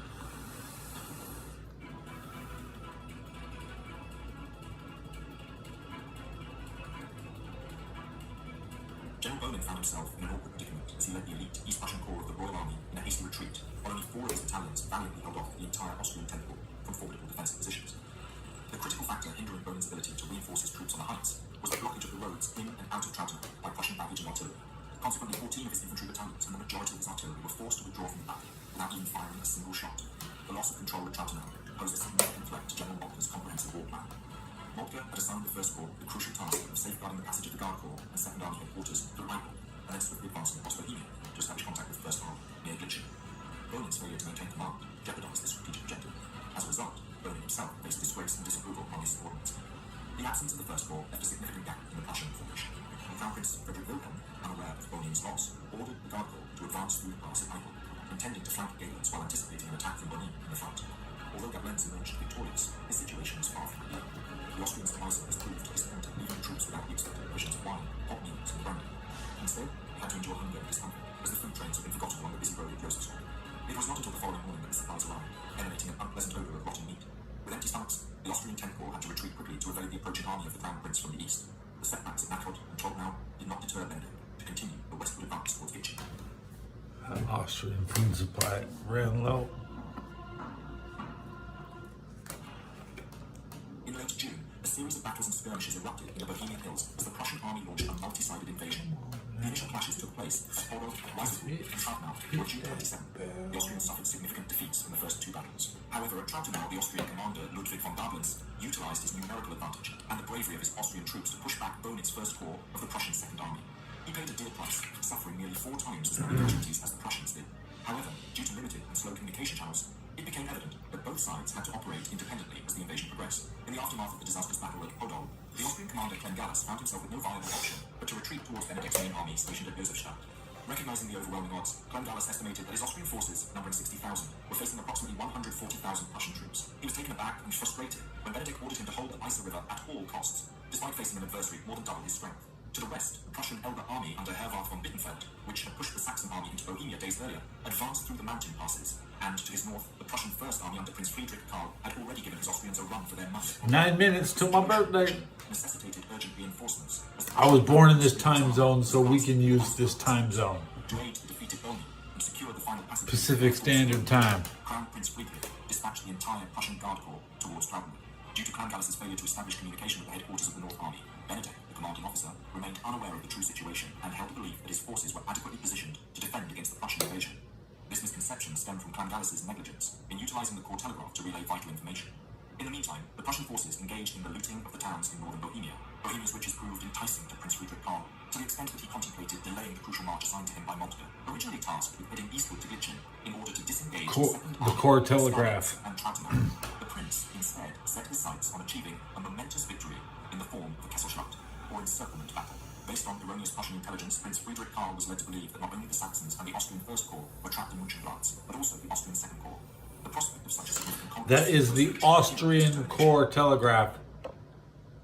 Hi, I'm Jake, here with the notorious Conor McGregor. Yes, and we wanted to let you know that you can now watch our new movie Roadhouse out now on Prime Video. Before we start, do you have a shirt? I just slapped you, are you alright?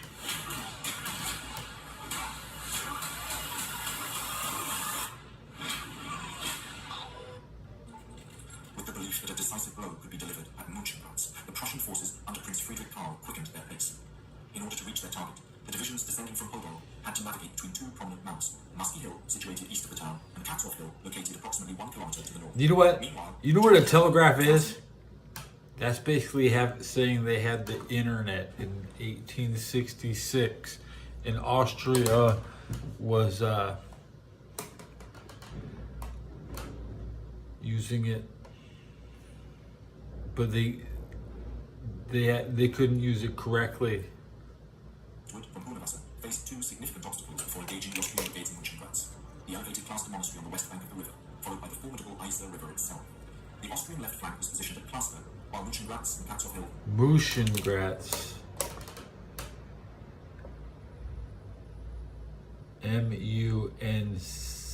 Munchen.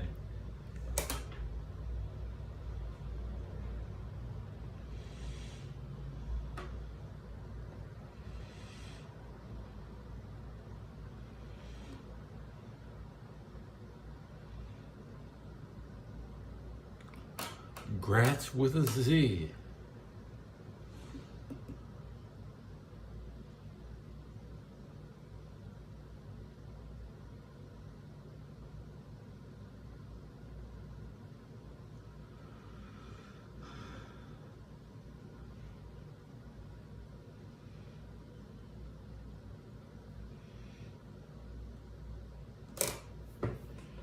Enrico.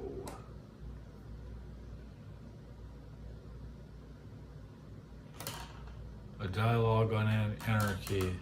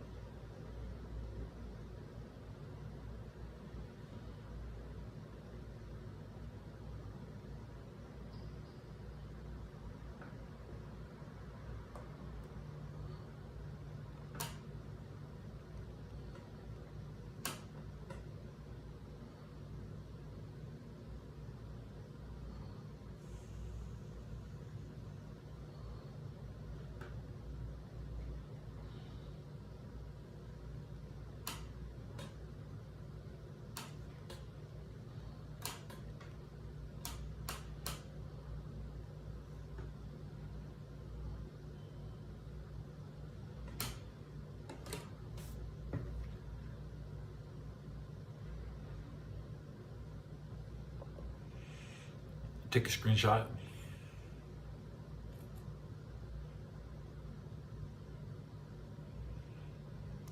This will be my post. I'm gonna post something.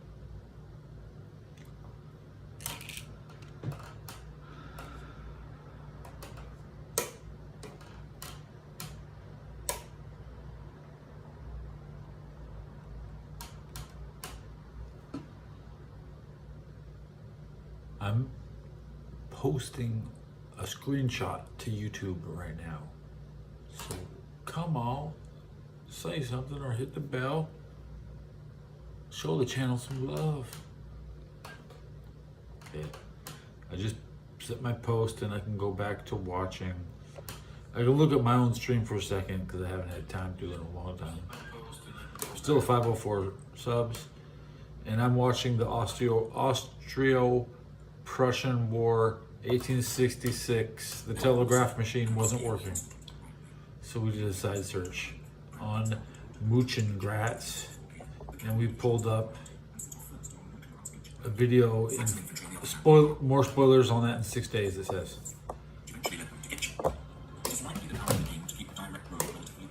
Facilitating the escape of the Austrian infantry and artillery. Following the cavalry, 2 brigades commanded by Postaka and Wingelsheim proceeded along the main road.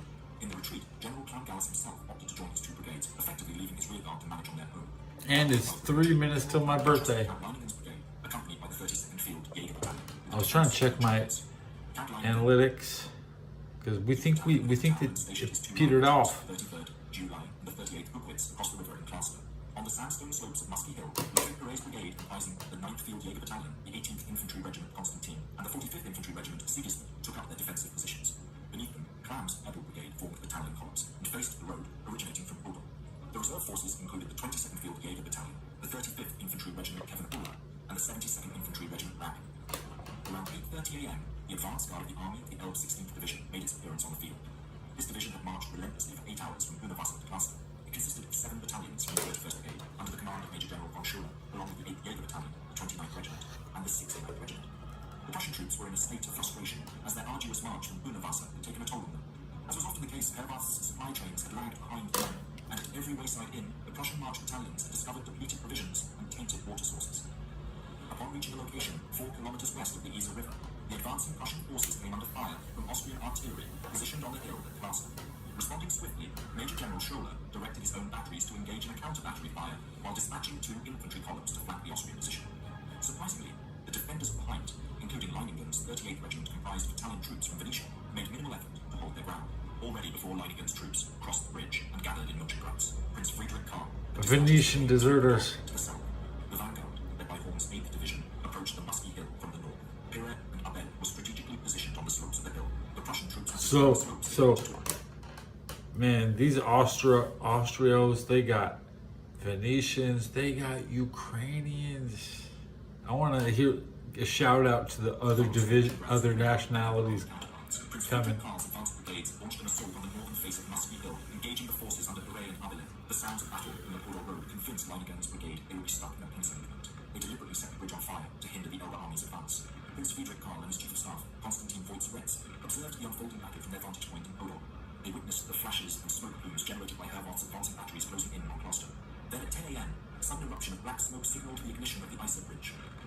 The Prussian prince, upon spotting an Austrian general's entourage through his telescope on Muskie Hill, believed that he had effectively trapped the entire Isar army between the converging Elbe and First Armies. Simultaneously, Franzecki's 7th Division, guided by a helpful peasant, maneuvered through the marshland behind the hill, effectively severing the communications of the Austrian defenders with Mönchengladbach and Glichin. It became evident that all 3 Austrian brigades stationed in Mönchengladbach were at risk of being ensnared within Friedrich Karl's encircling maneuver. Recognizing the peril, the Austrian gunners who were shelling Horn's column from Muskie Hill swiftly packed up their artillery and departed as Franzecki's forces maneuvered behind them. They retreated as swiftly as possible, passing through Muskie village, where platoons from Gray's 45th Regiment, consisting of Venetian soldiers from Verona, were observed discarding their rifles and surrendering to Franzecki's Muskie Hill. In Mönchengladbach, General Leiningen had commenced a retreat toward the east, heading for Spotka, effectively abandoning the deserted town to Herwarth and the Prussian Elbe army. Scholler's regiment, suffering from extreme thirst and hunger, took off their shoes, rolled up their trousers, and anxiously awaited orders to wade across the Isar River in search of promised sustenance. Take off your shoes. The soldiers were delirious due to their thirst and hunger. Failing to find any nourishment on the western bank of the Isar, they waded across to Mönchengladbach, forcefully entered the Wallenstein Palace, and descended into the Ducal Brewery, an underground labyrinth stocked with cool beer. Kegs were brought to the surface and tapped. Into the what? There was ever a moment for lining them, to find any nourishment on the western bank of the Isar. In Mooching Grass. Forcefully entered the Valentine Palace and descended into the Ducal Brew, an underground labyrinth stocked with a cool beer. Kegs were brought to the surface and tapped. If there was ever a moment for lining them to launch a counterattack, it would have been at this opportune time. However, the Austrian brigadier was far removed from the situation, already on the outskirts of Munkenplatz and heading east toward Glichen. Thanks to the efforts of Abeles Czech and Hungarian troops, who held the rugged and overgrown southern slope of Musky Hill, Leiningen and Pire managed to escape to the east, evading... It's my birthday. Most of Abeles' troops ended up getting captured, but it could have been much worse. Now I got 23 hours and 59 minutes to party. I need to be well rested soon. Friedrich Karl's detour south had proven to be in vain, or at least nearly so. Now the Elbe and First Armies stood side by side, with the consolation of having taken 1,400 Austrian prisoners. In total, the Austrians lost around 3,000 troops. The 5 Prussian divisions that bivouacked in Mönchengladbach indulged in an entire night of revelry, drinking in celebration. Their losses in the battle amounted to only 300 fallen comrades, giving them cause for joyous commemoration. Despite the formidable nature of Castor and Musky Hill as defensive positions, the Prussian forces managed to capture them with the support of only 14 battalions, although Prince Friedrich Karl's left wing remained 50 kilometers away from Friedrich Wilhelm's right wing, with the Austrian North Army positioned between them. Still, they stole the beer from Austria. The Russian army close by, the Crown Prince was unable to act with as much initiative as he would like. They were tapping that fucking keg.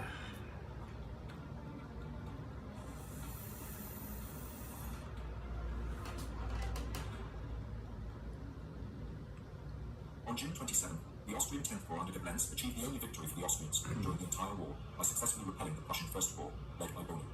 However, Geblenz's position became untenable due to the Austrian defeat at Weißenthal and the advancing Russian Guard Corps towards April. Despite the circumstances, the situation could have been worse.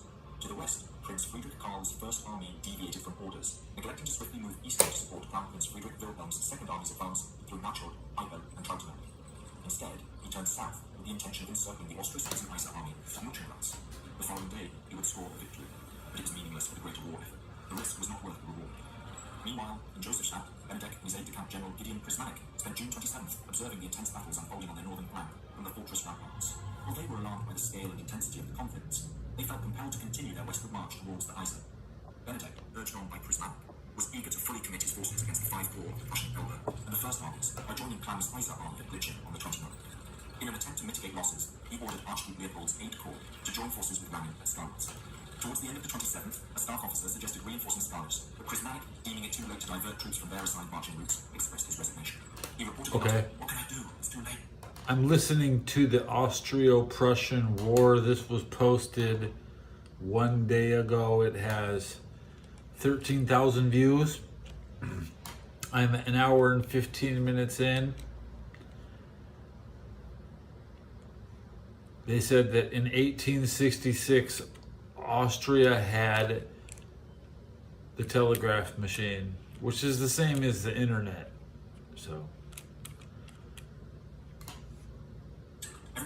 we haven't seen that technology on the invading Prussian side yet. They acknowledged the peril of pursuing the Second Army into Silesia while facing the threat of Prince Friedrich Karl's forces disrupting Benedek's lines. Yes, the Prussians have invaded without telegraphs, it Considering seems. these factors, Prismanek and Benedek reached a consensus to leave Gablenz and 2 corps stationed at Josefstadt on the 28th with the purpose of impeding the advance of the Second Army.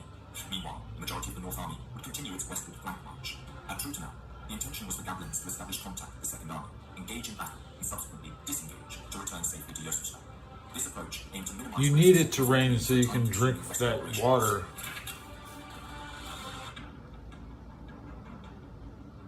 Rain is free is like the water fountain is broken. That's fine. Because your army runs out of water. Yeah. Unless they got Prussia got lucky and found a bunch of beer from Austria. They call it the Austro-Prussian War, but I'm trying to call them Austro. The successful advancement of the Prussian Guard and other corps compelled him to retreat to the secure Elbe market of Josefstadt. However, initiating the escape proved to be time-consuming, as there were delays in getting his trains on the road and his troops retrieving their backpacks. It was not until 8 a.m. when Gablenz himself finally left Trautenau, but by then the Prussian Guard Corps was already in close pursuit as his march column reached Burgersdorf. These Prussians move more like the Hussites. Spotted them while closing in from Stahlitz. they don't forget their wagons, but Austria always forgets their wagons because they have to move the cannons. They can't move both at the same time.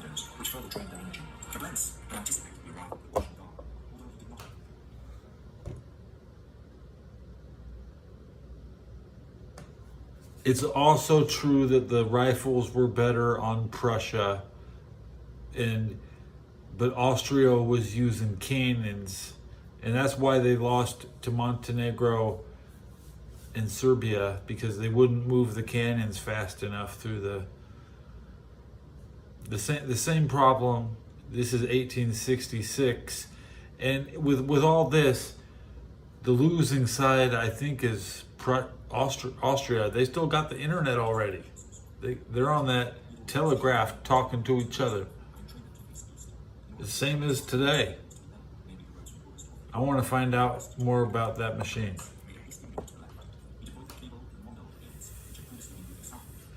I believe the machine was connected to Cincinnati. The machine was secretly connected to Cincinnati from England.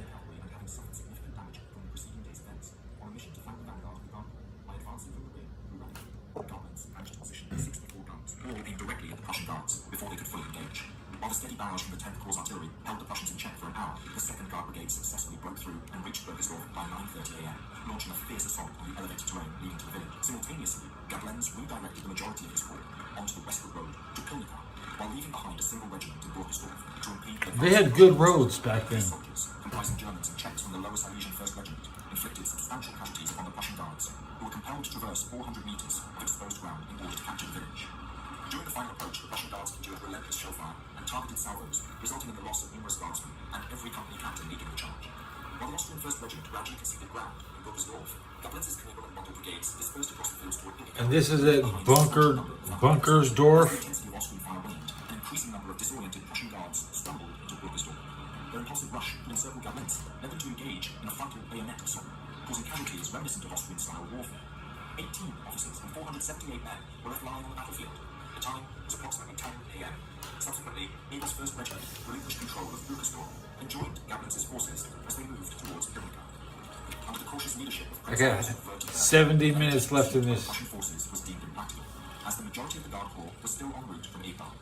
Furthermore, to everyone's surprise, Rommel would not return to Trubnau until the following day. Satisfied with the belief that Gablenz had been defeated, the 1st Guard Division halted in the fields between Burgersdorf and Soor, where they set up their cook fires. They said these statistics were classified until 1916, so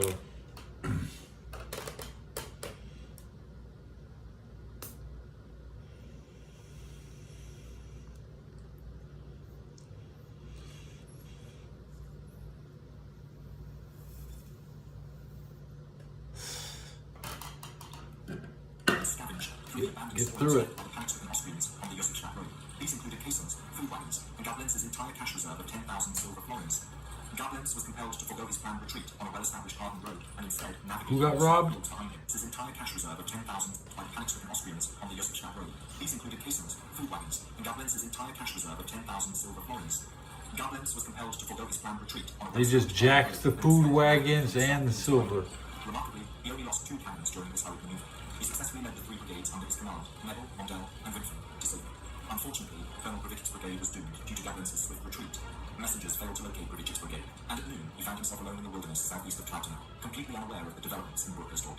Following his original orders, Gravitch continued his march 3 kilometers south to Rudek, intending to face northeast and confront any Prussian forces approaching the Appel road.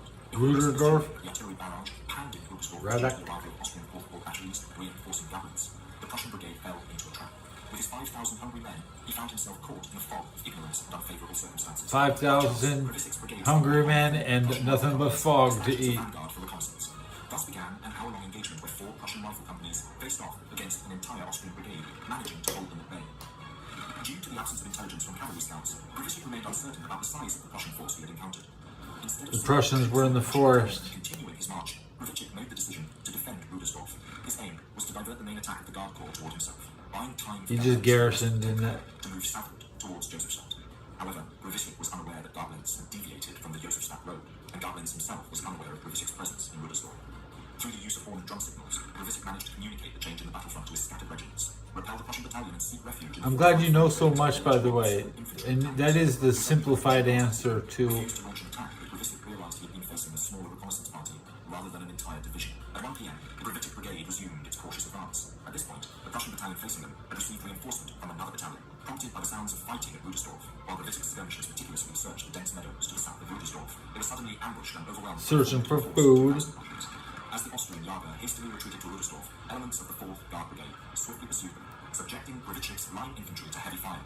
Despite still holding a numerical advantage of 2 to 1 over the Prussians in his vicinity, Gravitic found himself unable to make any progress against their advanced needle rifles. Consequently, he issued orders for his men to withdraw to the safety of Rudersdorf, where the battle persisted in a fierce... Advanced needle rifle. Reflecting on the situation later, Gravitic expressed his desperate need to establish communication with Koblenz, but the absence of cavalry and the incapacitation of his adjutants, along with the loss of most of his staff officers at Trachtenau the previous day, left him in a dire predicament. Matters soon deteriorated further as 3 additional Guard battalions arrived and executed a successful flanking maneuver, causing panic among his Polish 23rd Regiment. His efforts to organize the retreat were cut short when he too was shot and fell from his horse. Left without a leader and encircled by the Prussian Guard Corps, Gravitic's demoralized brigade surrendered. In the ensuing events, hundreds of men were killed, hundreds surrendered, and hundreds more sought refuge among the rows of crops or escaped into the nearby woods. Only a group of approximately 1,600 Austrian stragglers managed to navigate through the night, driven by their fear of being detained in Prussia's Baltic prison camps. These traumatized survivors eventually rejoined the North Army. However, out of this group, only 600 individuals were deemed fit to participate in the upcoming Battle of Donegras. Prussian prison camps? What? Conflict that unfolded at Trachtenau, making it essentially a second battle in the series. As Württemberg's cavalry pursued the retreating troops from Gravitic's brigade, some 30 kilometers to the east, an even more significant and pivotal battle unfolded at the small market town of Skalitz.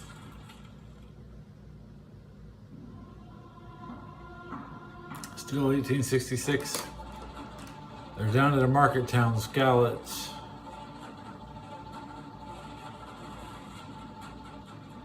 Pushing south. On the morning of June 28th, there was a state of organized chaos at Benedek's Austrian headquarters, located in Josefstadt.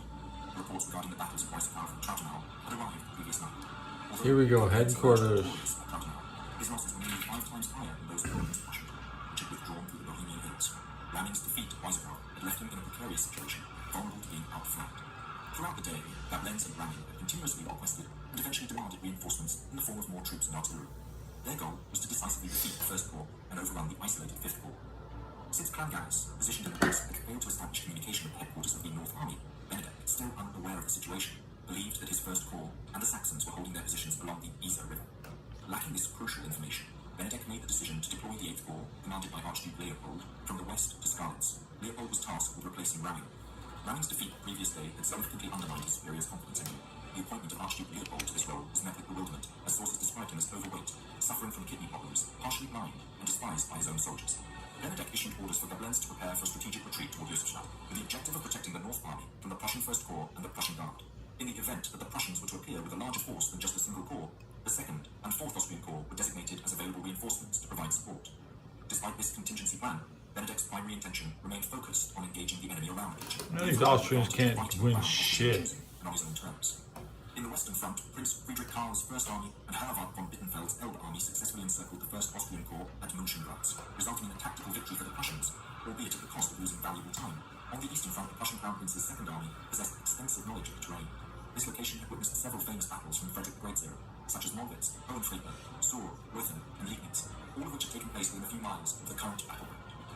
Prussian officers were well acquainted with this terrain, having studied it through historical records, war games, and military. That's 4 battles in 4 years. Armies still separated from each other and positioned around the 1771, 1775. The Crown Prince of Prussia faced the challenge of managing multiple responsibilities Time without being able to fully zone. concentrate on any one. Taking a cautious approach, he opted to redirect the Prussian Guard eastward in order to alleviate the Prussian 260 years ago. Gobelins, known for his determined leadership, That's the 260. confront the advancing Prussian Guard. However, during the Battle of Württemberg, Württemberg's Guard Corps intercepted Koblenz's retreating forces, resulting in the loss of approximately 3,700 men, including the majority of the Gravitic Brigade. Around 30 kilometers southeast of this engagement, Steinmetz encountered only a single corps blocking his advance towards Skalitz. The dispositions at Skalitz were nothing but brainless. Benedek's aide-de-camp, Prismatic. The village of Skalitz is situated approximately 5 or 6 miles away from Weissenau. It is located on the Ulpan River and can be reached via a winding mountain road that passes through the giant mountains. This road acts as a boundary between the Bohemian plain, where the Austrian army is stationed, and Silesia, which is being approached by the Crown Prince's army. Steinmetz strategically positioned his vanguard in Weißenkamp. Meanwhile, the remaining troops of the Prussian Second Army were moving towards Weißenkamp to reinforce him. General Louis Muter's Sixth Corps was leading the way, crossing the hilly terrain and mountain passes of Bohemia. However, Steinmetz did not expect immediate assistance from them, as they would require the entire day to traverse the challenging mountain passes. Skalitz itself was a town with a population of around 4,000. It is situated on a 30-foot high plateau that is adjacent to the flowing Ilp River, running in a north-south direction. Towards the north, there was a plateau that extended for half a mile. On the left front, there was a wooded area, while on the right front, there were open fields sloping gently downwards.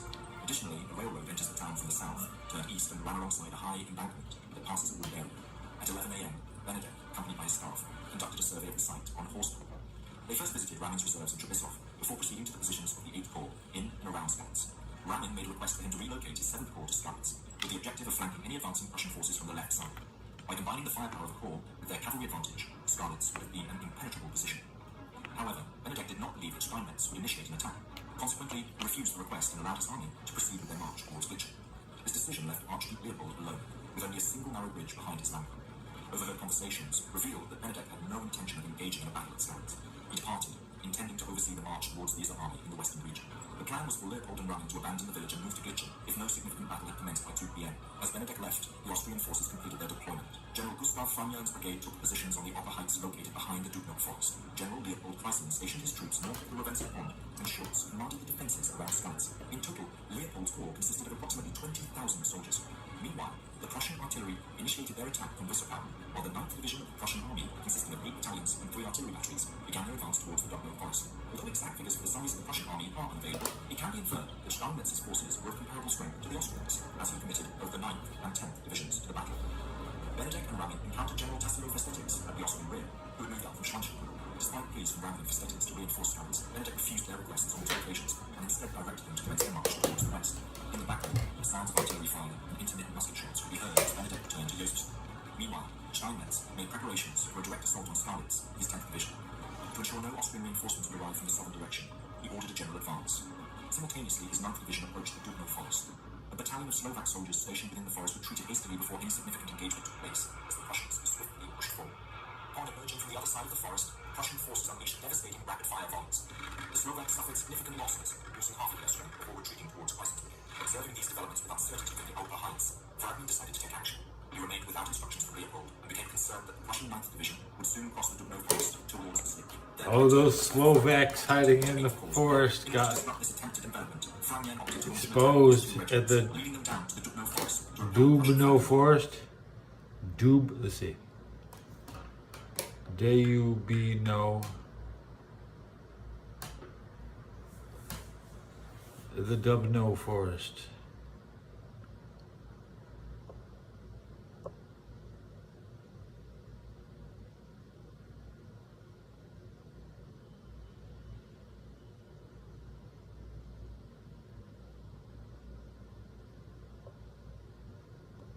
Getting Aboriginal raps suggestions. Franian signaled start with the sound of his bands, ordered his men to advance, and departed from their strong and brutal position. In a further display of determination, even the brigade artillery mobilized and joined the charge, descending the steep slope behind the infantry columns. The Austrian soldiers rushed towards the Prussians with bayonets. However, the initial Prussian salvo proved devastating, knocking down most of the Austrian officers and half of Franian's first wave of command. 14 horses were brought down with a single blow. A force of 6,000 Austrians crowded into the Dubno forest, only to be mercilessly cut down by the convergent Prussian troops, who opened rapid-fire volleys from a distance of 400 meters. Franian, while moving among his men, was struck by 3 bullets and lost his life. An attempt to find a senior surviving colonel in the brigade proved futile, as all other officers had either been struck down or dismounted and sought shelter within the woods. Within a mere hour, Ferdinand's regiment, now in disarray, suffered a loss of 3,000 men and 6 cannons. Pursued by Prussian riflemen, the surviving Austrian soldiers sought to put as much distance as possible between themselves and the Dubno forest, inadvertently disrupting parts of Kreisen and Schultz's defensive lines in the posts. In the centre, Kreisen found himself inadvertently drawn into Franian's offensive. Despite still lacking orders from Archduke Leopold, Kreisen felt compelled to reposition 5 of his battalions towards the southwest corner of the Dubno forest in an attempt to rescue Franian's shattered brigade. Kreisen's battalions moved towards the advantageous cover of the Skalitz railway embankment to it. A regiment of Prussian grenadiers, responding swiftly to protect the left flank of the 9th Division from this unexpected attack, reached the railway embankment first. They quickly took cover behind it and unleashed rapid-fire volleys upon Kreisen's half-battalion formations, which arrived running. The initial wave of Kreisen's forces crumbled under the intense fire, while the second wave pressed forward with heavy losses, encountering an entire brigade from the Prussian 10th Division that had rushed down the railway and adjacent road to confront them. The intensity of the fighting escalated, resulting in mountain casualties. Austrian artillery batteries positioned at the entrance to Skalitz engaged in close range exchanges of shrapnel and canister fire against the embankment. In response, retaliated with their own artillery fire. Partially blamed Tehran for these attacks in orders. Dispatched a staff major through the dangerous moments. I'll swipe down to look at my battery. However, discovered that General Heisen That's 55%. amidst the horror unfolding in Scarlet's. iPad's 100. Observed the tragic turn of events as Chrysalis regiments were mercilessly decimated in the open clearing below them. In the afternoon, an adjutant arrived at Schultz's position, carrying a retreat order that had been dictated by Benedict an hour earlier.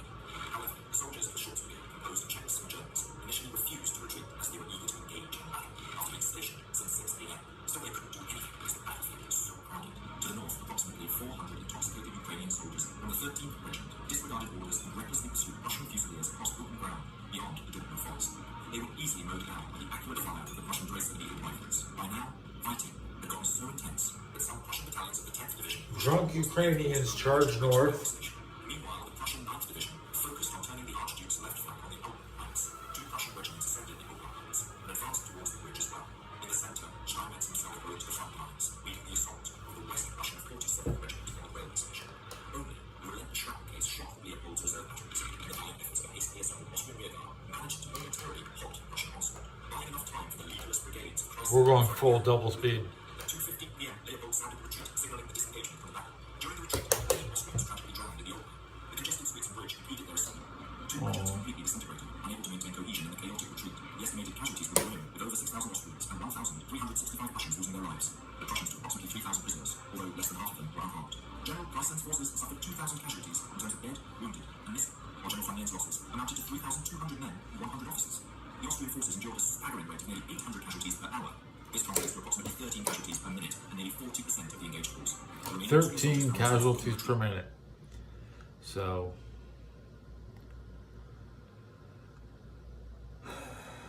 a little, that's a 3.8 second, every 3.8 seconds. Yeah.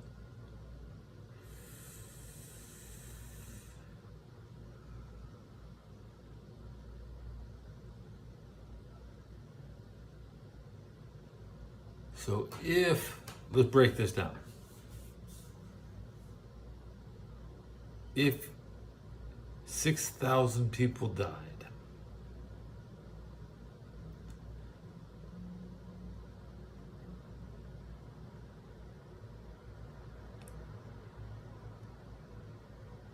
basically 1 every 4 seconds, 6,000 divided times 4. Sorry, I didn't get.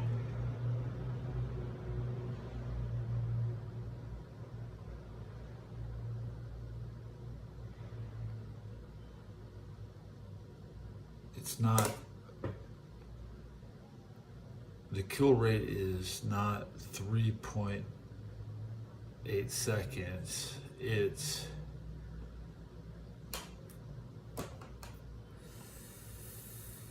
220 frames. Every 220 frames, so if your video game goes to 60 frames, so every 220 frames, somebody dies. There you go. Rapidly deteriorated into a panic-stricken fight as the effects of alcohol and adrenaline wore off.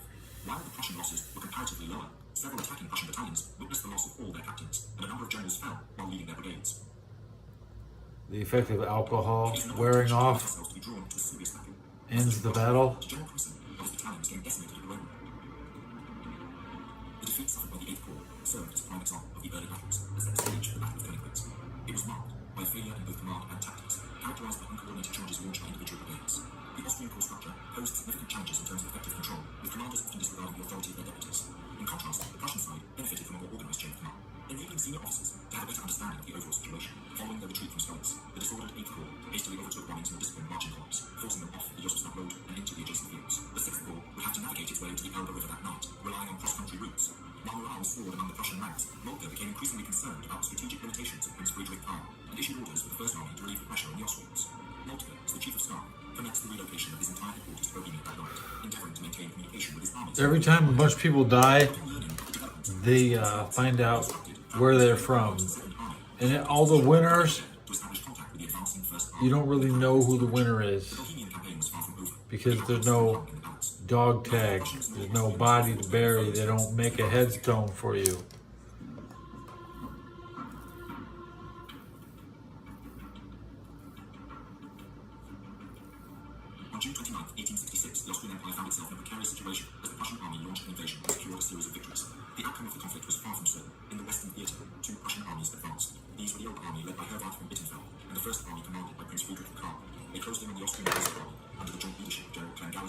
Prince Albert of Saxony. Following their defeat at Mönchengladbach, Gallus made the decision to retreat to Gitchen. His hope was to receive reinforcements from Archduke Ernst's Austrian army corps, which would help balance the odds against the larger Prussian forces. Positioned advantageously among hills, they intended to make a stand and repel the fatigued and dishevelled Prussian army, which was grappling with logistical challenges. However, the situation took a turn on June 28 when a Prussian army achieved victory over Archduke Leopold's 8 corps at Skalitz. Upon receiving news of yet another defeat, Ludwig von Benedict, the Austrian commander, issued orders to his corps commanders. These orders outlined the plan for the North Army to assume a central position in the Elbe River at Königshof, awaiting the return of the Lorentz forces. Once the Prussian Second Army came within striking distance, the Austrian North Army engaged, aiming to annihilate the Crown Prince's Second Army. Subsequently, they would march westward to confront and defeat Friedrich Karl's First Army. The unexpected decision to abandon the advance towards Gitchen caused a significant shift in focus, leading to confusion among the already disorganized Austrian corps commanders. Compounding the confusion, Field Marshal Benedict chose to delay dispatching the orders until 8 a.m. on June 29, despite the situation's urgency. Consequently, units that had already set out westward had to retrace their steps, while frustrated staff These Austrians are never in the correct place. Somebody's always not moving. Criticized Benedict for his indecisiveness and perceived incompetence. In line with the agreed plan between Gablenz and Benedict, Gablenz had intended to retreat to the Elbe, with the expectation that a brigade from the Austrian 4th Corps would safeguard his left flank at Deutsche Hausnitz. However, the headquarters of the North Army accidentally directed the brigade to České Hausnitz, which was considerably further west. As Gablenz initiated his retreat following the disastrous Battle of Burgersdorf, his appeals for reinforcements at Deutsche Hausnitz went unanswered, since no troops were stationed there. From the southern front, Count Karl Böhm's 2nd Corps arrived near Josefstadt. However, I'm going to fast forward to the start of the next chapter. This does have chapters. Left the soldiers utterly exhausted and on the verge of collapse. Even with reinforcements, Benedict's predicament remained unchanged. The weary troops made their way to Königshof, but a more pressing issue loomed to the west. The decision to abandon the march on Gitchen was not effectively communicated to the Austrian Acer army. Unaware of the shift in circumstances, both Albert and Count Gallus found themselves severely outnumbered and devoid of any hope for reinforcements. Meanwhile, the Prussian Elbe and First Armies encountered significant challenges. The strain on their logistics, 3 consecutive days of relentless battles, and forced marches had taken a toll on the troops. Hunger and fatigue plagued their ranks.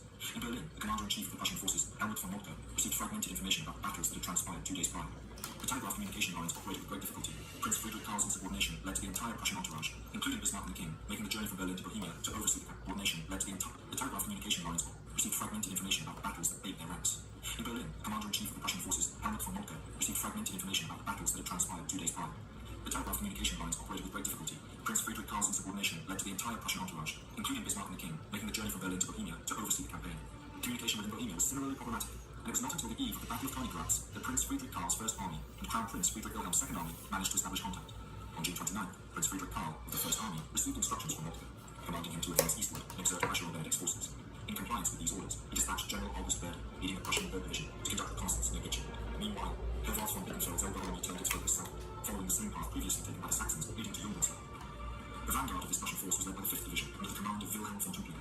Both Prussian armies were fatigued, hungry, and grappling with a growing number of illnesses. Moreover, they faced a significant numerical disadvantage, with the enemy outnumbering them by almost 3 to 1. Count Gallus's Iser army remained confident that reinforcements could arrive at any moment. Therefore, they opted to deploy their forces around Gitchen, preparing for an imminent battle. Ever since the wars against Frederick the Great, Bohemia had served as a favoured manoeuvring area for the Austrian army, and a training ground for their engineers. The densely wooded elevated terrain to the north and west of Gitchen had been meticulously assessed for its defensive potential. Deploying brigades against exhausted and thirsty Prussian forces was almost a routine for the Crown, adhering to their standard operating procedure. The Saxon retreat from Mönchengladbach proved to be a lengthy detour, with the Saxon 2nd Division arriving in the afternoon. Utterly fatigued, the Saxon 1st Division remained stationed in Gitchen areas. On the 29th, 2 Saxon brigades making their way to Gitchen commenced their march at 3 a.m. I guess this is the grand finale, right? The outskirts of Gitchen, or Brut, situated 10 kilometers south of Klam's position at Prader-Deileck, Prince Albert determined that no battle would take place that day. Instead of positioning his division accordingly, which would have necessitated additional hours under the scorching midday heat, he set up camp over an hour's distance to the south of the designated sector. Unintentionally, this created a perilous gap in the Iser Army's front line at Gitchen. Deprived of the Saxons, Clan Gallus's 1st Corps and 1st Light Cavalry Division mustered a mere 40,000 troops. In order to fortify the town against potential Prussian offensives from the west, Clan strategically selected a renowned position, which had long been praised by Austrian staff mappers. This position extended north and west of Gitchen, flanking the Privisee, a forested cliff. The heights were occupied by Vinzenz Abel's brigade, while Josef Ringelsheim's brigade held the left wing, guarding the road from Mönchengladbach and Lochhof. The centre of the defensive formation rested on Brada Hill, commanded by General Ferdinand Postsacher's brigade, with support from Leiningen. On the right wing, General Ludwig Piret positioned his brigade consisting of 4 battalions in the elevated village of Eisenstadt, which overlooked the road leading in from Turnau. Crucially, the space between Postsacher and Piret was meant to be held by the Saxon army, thus forming a vulnerable gap between the Austrian centre and the right flank. Clan Gallus's second-in-command, Leopold Gondrebel, allocated 56 of his 69 artillery pieces to this critical juncture, along with the deployment of Leopold Edelheim's 1st Light Cavalry Division. This time, it was the Prussian formations that struggled amid the marshy meadows and treacherous terrain. From the northwestern front, the Prussian 5th Division, commanded by Wilhelm von Tumpling, advanced toward the town of Gitchen. Despite being outnumbered and expecting the Austrian 3rd Corps to reinforce the Iser army if he delayed, Tumpling made the decision to launch an attack. He positioned his artillery batteries and initiated a cannonade to soften the Austrian positions. Crown Prince Albert of Saxony and his forces were alerted by the artillery barrage unleashed by Tumpling. Albert dedicated the following hours to manoeuvring the Saxon 2nd Division into position to the north. Clan Gallus, contemplating retreat, ultimately opted to engage in battle, relying on the potential reinforcement of Archduke Ernst's Third Corps. By 5 p.m., following an intense artillery duel, Tumpling ordered his 9th Brigade to advance towards the Tidlina Creek, targeting Zames and Dilek. Simultaneously, his 10th Brigade moved forward towards the Privy Sin. Both Prussian brigades faced the onslaught of fire from Clan's 12 batteries. The Austrian Lorenz model rifles, renowned for their long-range capabilities, inflicted heavy casualties on the Prussian troops as they traversed the vast open land. Despite being wounded, Tumpling relentlessly pushed the attack forward. In a swift maneuver, the Prussian vanguard cleared Buggles, subjecting 2 of Poscharker's battalions to rapid firing and forcing them to flee.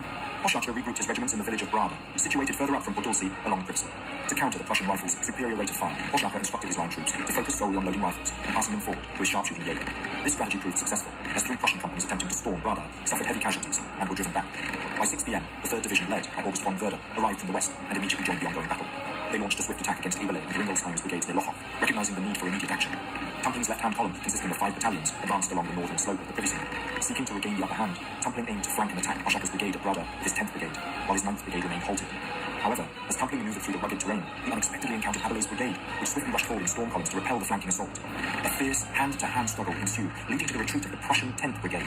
They regrouped and withdrew westward through the trees. Clan's front held its ground, with Ringelsheim's brigade successfully pushing back the leading Russian battalion of Werder's 3rd Division on the Muchengratz road. The subsequent Prussian attack was targeted at the centre-right position near the hamlet of Zams, where they encountered the 45th Regiment of Piret's brigade. According to Prussian eyewitnesses, these Austrian troops, comprised of Italians, had to be coerced into battle with loaded revolvers aimed at their backs. Notably, a well-executed salvo from the Prussians forced them to retreat, enabling Tumpling to advance with 3 batteries. It was difficult to comprehend how 2 Prussian battalions managed to establish themselves in Zams, a critical point within the Austrian position, without being swiftly overwhelmed by the overwhelming force surrounding them. Surprisingly, Leiningen's brigade, positioned as a reserve just 2 kilometers away, remained inactive, while Piret's regiment stubbornly refused to engage the needle rifle. The Austrian saber cavalry proved ineffective against the disciplined Prussian infantry. General Edelsheim attempted to deploy several squadrons of Austrian hussars against Zamians, only to witness their repulsion by the rapid and accurate Prussian fire, resulting in 50 casualties. Our infantry accomplished this in a linear formation, recalled the Prussian officer, without even bothering to form defensive squares. The Austrian batteries positioned on Pripsy and around Eisenstadt provided the most effective resistance against Tumpling's advance, subjecting Zames to intense bombardment and causing the village to catch fire. The Prussian battalion stationed in Zams seized the opportunity to move forward, racing towards Dilek, a crucial point in the Austro-Saxon defense of Gitchen. As the Prussians looked south towards Gitchen, they observed the Saxon brigade hastily making its way north to occupy Dilek. Despite its unfavorable location, being a low-lying village vulnerable to enfilade fire from all directions, Dilek held strategic importance as it flanked the Privy massive and spanned the Silina. The Prussians successfully drove back the belated Saxon forces across the Silina. Meanwhile, at Eisenstadt, Piret took the initiative without explicit orders from Clan or Prince Albert. He deployed his entire brigade in battalion columns, accompanied by marching bands, and led them towards the Tidlina. Despite being outnumbered, the Prussians maintained composure, aligning their rifle sights at a distance of up to 250 meters and initiating a barrage of fire. After 3 volleys, Piret's first column faltered and broke. Undeterred, he dispatched 2 more columns, comprising 3 battalions in total, towards Zames to flank and seize Dilek from behind. Recognizing the peril posed by this maneuver, Tumpling deployed his last reserve battalion, mobilizing it from Podolsy to Zames. Upon arrival, the reserve battalion greeted Piret's storm columns with rapid and accurate gunfire. The Piret brigade was defeated by 6 Prussian companies, resulting in a significant 25% casualties and isolated from the main army, subsequent disbanding. As the Prussian forces pressed forward, Austrian troops began to retreat from the Privy area, desperately trying to escape the advancing exhausted Prussian companies. Despite the proximity of Leiningen's brigade and Poscharker's reserves, they remained motionless and eventually fled as well. The loss of Dilek, a crucial point in the Austrian position, was now in the hands of the Prussian 5th Division. Then Werder's 6th Brigade launched another attack, aiming to flank Ringelsheim's brigade at Lochow and complete the encirclement initiated by Tumpling. Despite encountering resistance from Abel's brigade, which descended from the Privy for a second time, Werder's forces persisted.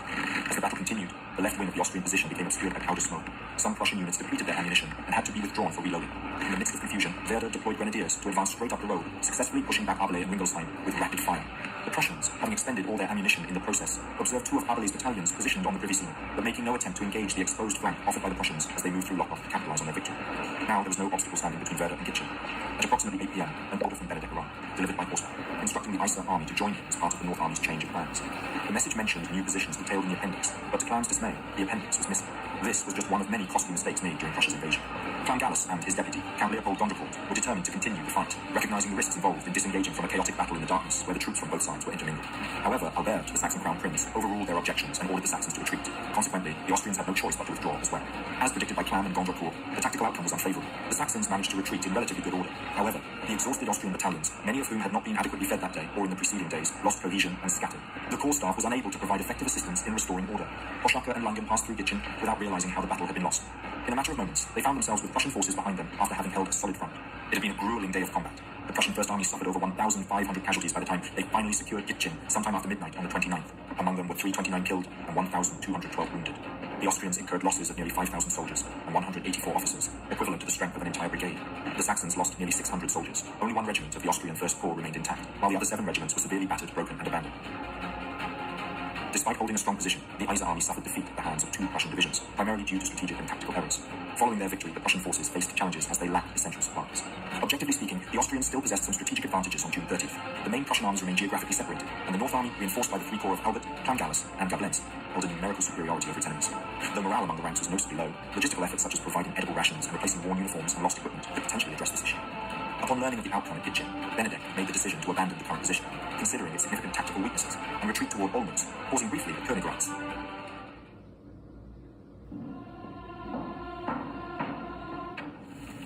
Under a shroud of heavy rain and amidst the rugged terrain, Austrian Commander-in-Chief Ludwig von Benedek meticulously orchestrated his forces on July 3, 1866, as the spectre of battle loomed large. With an army of around 240,000 troops, Benedek's strategic placement of his corps provided a sense of security for the Austrian troops.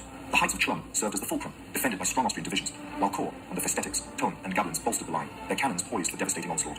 Facing them, the Prussian forces, led by Bittenfeld's Army of the Elbe and Friedrich Karl's First Army, totaling 124,000 soldiers, prepared for the imminent clash. At dawn, King Wilhelm, flanked by Bismarck, arrived. The fact their army was outnumbered nearly 2 to 1, and they had no idea where Prussia's Second Army was, led to uncertainty clouding their minds as they gazed upon the formidable Austrian formation. As the clock neared 9 a.m., Friedrich Karl ordered a daring advance, hoping to secure crucial ground and pave the way for the arrival of this second army. Little did they know that the Austrian artillery, positioned strategically and armed with ample ammunition, stood ready to unleash a storm of destruction, turning the pristine morning into a battleground of chaos and bloodshed.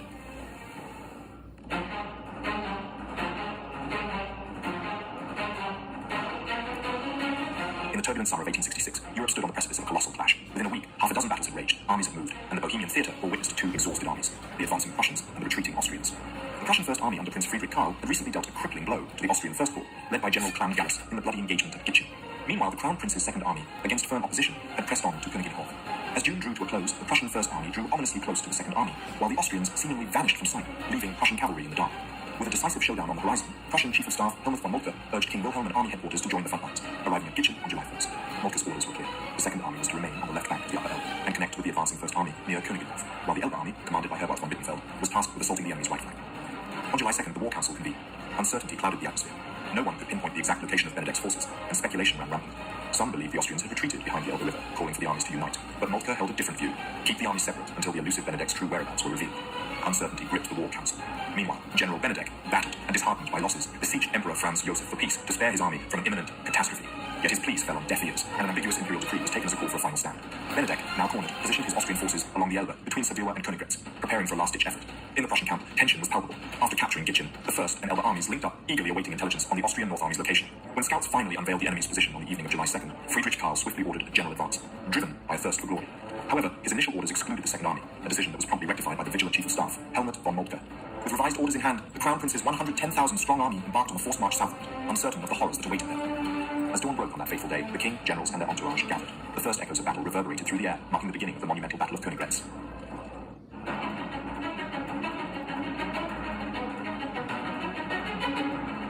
On July 3rd, the large Austrian army deployed as heavy rain fell from low-hanging clouds. Their area of choosing was surrounded by woods and elevations. To its direct north lay the Sweetwald, a forest over a mile long and a half-mile deep with few trails, where underbrush sufficiently tangled to disrupt even experienced bushfighters. The army's pivot point was on the heights of Chlum. On the right, two corps, Tassilo Festetics' 4th and Karl von Thun's 2nd, with a total of 55,000 men and 176 guns, faced northward. Their task was to repel the Prussian Second Army if it were to arrive. At the Chlum Heights, Benedek posted Archduke Ernest's 3rd Corps, facing west toward the Bistritz. South of it was Gablenz's 10th Corps, making a total of 44,000 men backed by 134 guns. Extending the line southeast was the Saxon Corps, supported by what remained of Archduke Leopold's 8th Corps, 40,000 men and 140 guns expected to secure the North Army against any threat to its left flank. In reserve, Benedek retained Clan-Gallus's 1st Corps, ramming 6th Corps, his heavy cavalry, and the Army Artillery Reserve, almost 50,000 infantry, over 11,000 horsemen, and no fewer than 320 guns. The Austrian army of around 240,000 troops faced Bittenfeld's Army of the Elbe, numbering 39,000, and Friedrich Karl's First Army, numbering 85,000. They had been marching for hours before sunrise, and had to pin the Austrian army in place until the Crown Prince's 100,000-strong Second Army arrived.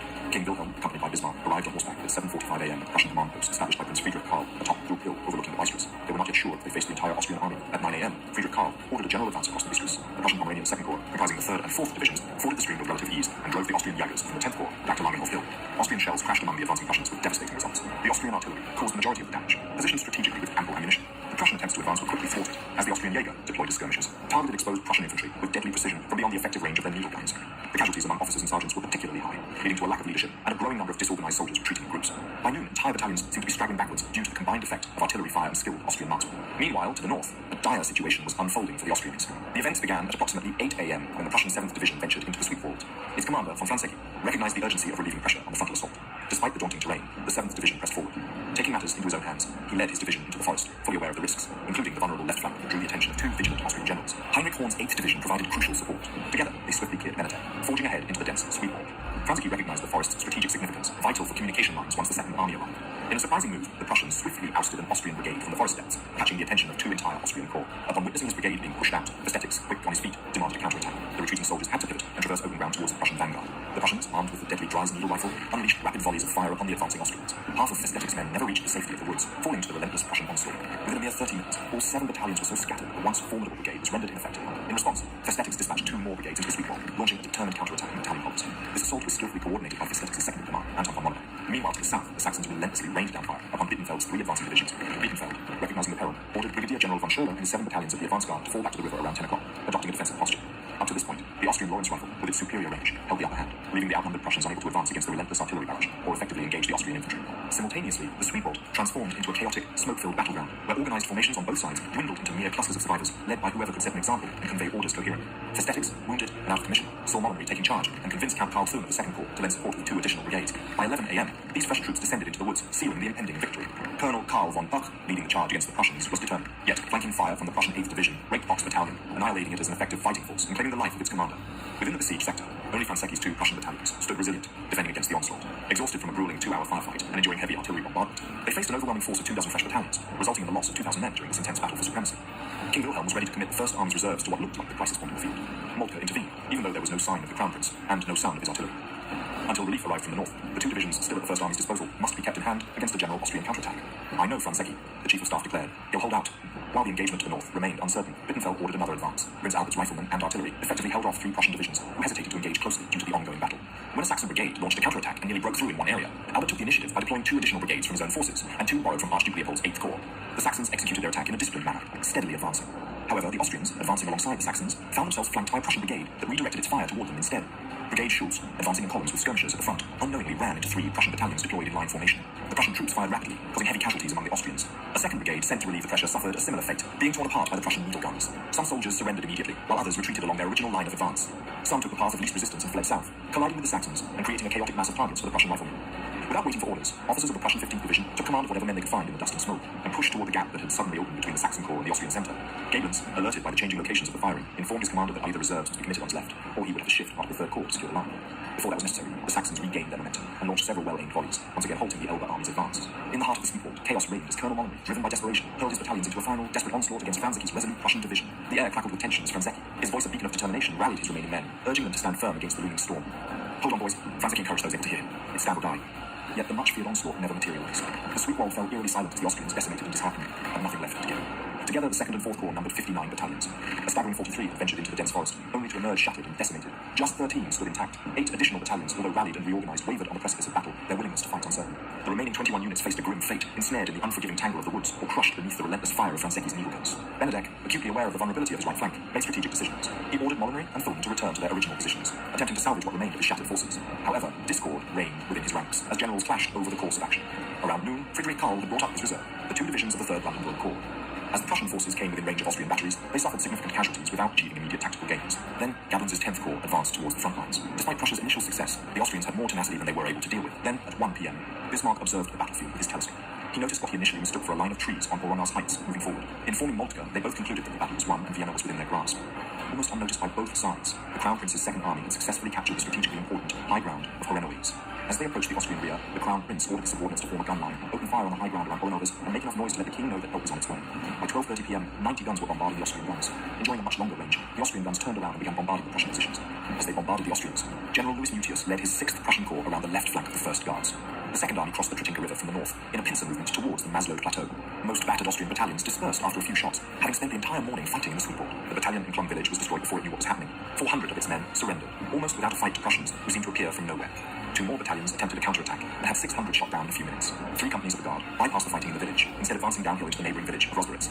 News of the approach of Prussia's Second Army also reignited Bittenfeld's resolve to charge. He sent a full division forward. They captured Probluz. By 3:30 p.m., the Saxon Corps fell back. Bittenfeld moved his batteries onto the captured Twin Hills to cannonade Gablens' 10th Corps from their flank. Benedek ordered Piret to recapture Probluz when news arrived that the Prussians had captured Klum and were in their rear. What remained of Benedek's second and fourth corps were dissolved, their men seeking any way out of the smoke-shrouded inferno. The Austrian third corps was beginning to fade back from its positions along the Vistlas. Across Benedek's entire right wing, increasing numbers of Austrians were giving way before limited numbers of Prussians. Thun, on his own authority, ordered what remained of the second corps to pull out of line and retreat toward the Elbe. When the Prussians atop Probus and Kulm began shelling the position of the Austrian reserve units, a substantial number of soldiers dropped their muskets in packs and fled across the countryside to escape the surging enemy. The sea of panicked Austrian troops fleeing from the front lines swept Benedek and his small entourage along with it toward the Elbe. Troops from 7 corps and 5 cavalry divisions were squeezed into a pocket, no more than a half-mile wide, trying to reach the Elbe. Although Benedek had ordered 4 pontoon bridges constructed earlier in the day, in case retreat became necessary, neither the troops nor their officers had been told how to reach them. In the chaos unfolding in the Bystries pocket, it was impossible for the 2 Austrian infantry corps commanders charged with counter-attacking Kulm to coordinate their actions. Nevertheless, Ramming and Gondecourt ordered their troops to change direction and attack. Ramming's counterattack began around 3:15 p.m., with General Ferdinand Rosenzweig's brigade on the left, sweeping aside a few companies of Prussian fusiliers stationed around the village of Rosberg. The Prussians retreated north on a sunken road from Rosberg toward Kulm, with Rosenzweig's infantry in hot pursuit. Without realizing it, the pursuing Austrians ran into a trap. Prussian infantry hiding in the fields to the west sprang up and fired at point-blank range into the stunned Austrians. In an effort to support Rosenzweig, Ramming ordered General Georg Volstadten's brigade into action, but retreating Austrian cavalry rode through their own lines, severely disrupting the formations. Before they could realign, Prussian rifles and cannons ripped into their ranks. Realizing the futility of the situation, Ramming called off the attack. In a short time, he had lost nearly 6,000 men. Gondecourt's attack followed on the heels of Ramming's attack. As he repositioned his 3 brigades to face north, the Prussians poured continuous rifle fire into the Austrian First Corps. Gondecourt personally led a Slovenian regiment up the slopes of Kulm into a hail of enemy fire. After taking heavy losses, he broke off the attack, having miraculously survived the experience. Gondecourt's attack sputtered up before 5 p.m., and the survivors fled east. Some dispersed Austrian cavalry contingents were successful covering the Austrian rear, keeping the bridges over the Elbe open for retreating Austrian soldiers, and preventing pursuit by the Prussians, but at a terrible cost. 2,000 men, and almost as many horses, were killed, wounded, or captured in action. Benedek ordered the pontoon bridges destroyed for fear the Prussians would capture them intact. His decision left large numbers of Austrian and Saxon infantry and cavalry stranded on the west bank. Many refugees, unwilling to wait for the bottleneck at the causeway to subside, plunged into the river and drowned. The battle ended with heavy casualties for the Austrians. The Austrians and allies had more than 44,000 men killed, wounded or missing, with 22,170 captured. That is 8,000 per hour, or 133, more than half an infantry company each minute. The Prussians lost roughly 9,000 troops, 7,000 wounded, 2,000 killed, and a surprisingly low number of 278 missing. That night, Benedek telegraphed Franz Joseph, "The catastrophe I warned you of 2 days ago happened today." Refusing to accept responsibility for the disaster, Benedek blamed foul weather and disloyal subordinates for the debacle.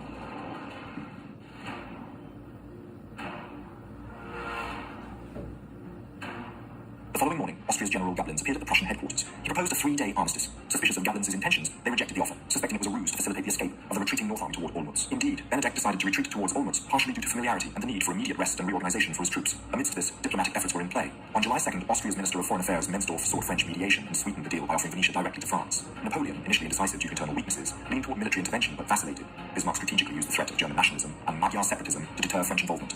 The aftermath of the battle saw Austria's fortunes spiral into despair. Italian offensives in the south, coupled with the pillaging by the Prussian First Army in Bohemia and Upper Austria, left the once mighty empire vulnerable and isolated. Other German states capitulated to Prussia, and even France remained indifferent to Austria's plight. Now the road to Vienna lay open for the Prussian army. In the midst of negotiations and logistical struggles, Bismarck persuaded King Wilhelm to accept a moderate peace. Despite initial reluctance, Wilhelm agreed to the terms. The preliminary agreement saw Prussia receiving an indemnity of 40 million florins, allowing annexations, abolition of the Confederation, and recognition of a new association of states north of the main river. This marked a turning point, avoiding prolonged antagonism with Austria, while securing significant territorial and financial gains for Prussia. With no allies, and facing overwhelming odds, Emperor Franz Joseph made the painful decision to surrender. The subsequent Peace of Prague, signed on August 23rd, dealt a harsh blow to Austria. They were forced to cede Holstein, withdraw from German politics entirely, and pay the hefty compensation. This defeat marked Prussia's triumphant expansion, absorbing Schleswig-Holstein, Hanover, Hesse-Kassel, Nassau, and Frankfurt. But the German Empire was not born yet, and the following 5 years would be crucial for Germany's development. Thank you very much for watching this video. Please leave a like, it really helps out the channel. If there is a topic, battle, or person you would like to know more about, let me know your thoughts in a comment. I would also like to thank all my patrons and channel members for their generous support. If you enjoy House of History and you want to support my work, consider joining me on Patreon. For just $1 per month, you will already gain early access to all my videos, without any in-video advertisements. Don't forget to subscribe. See you next time.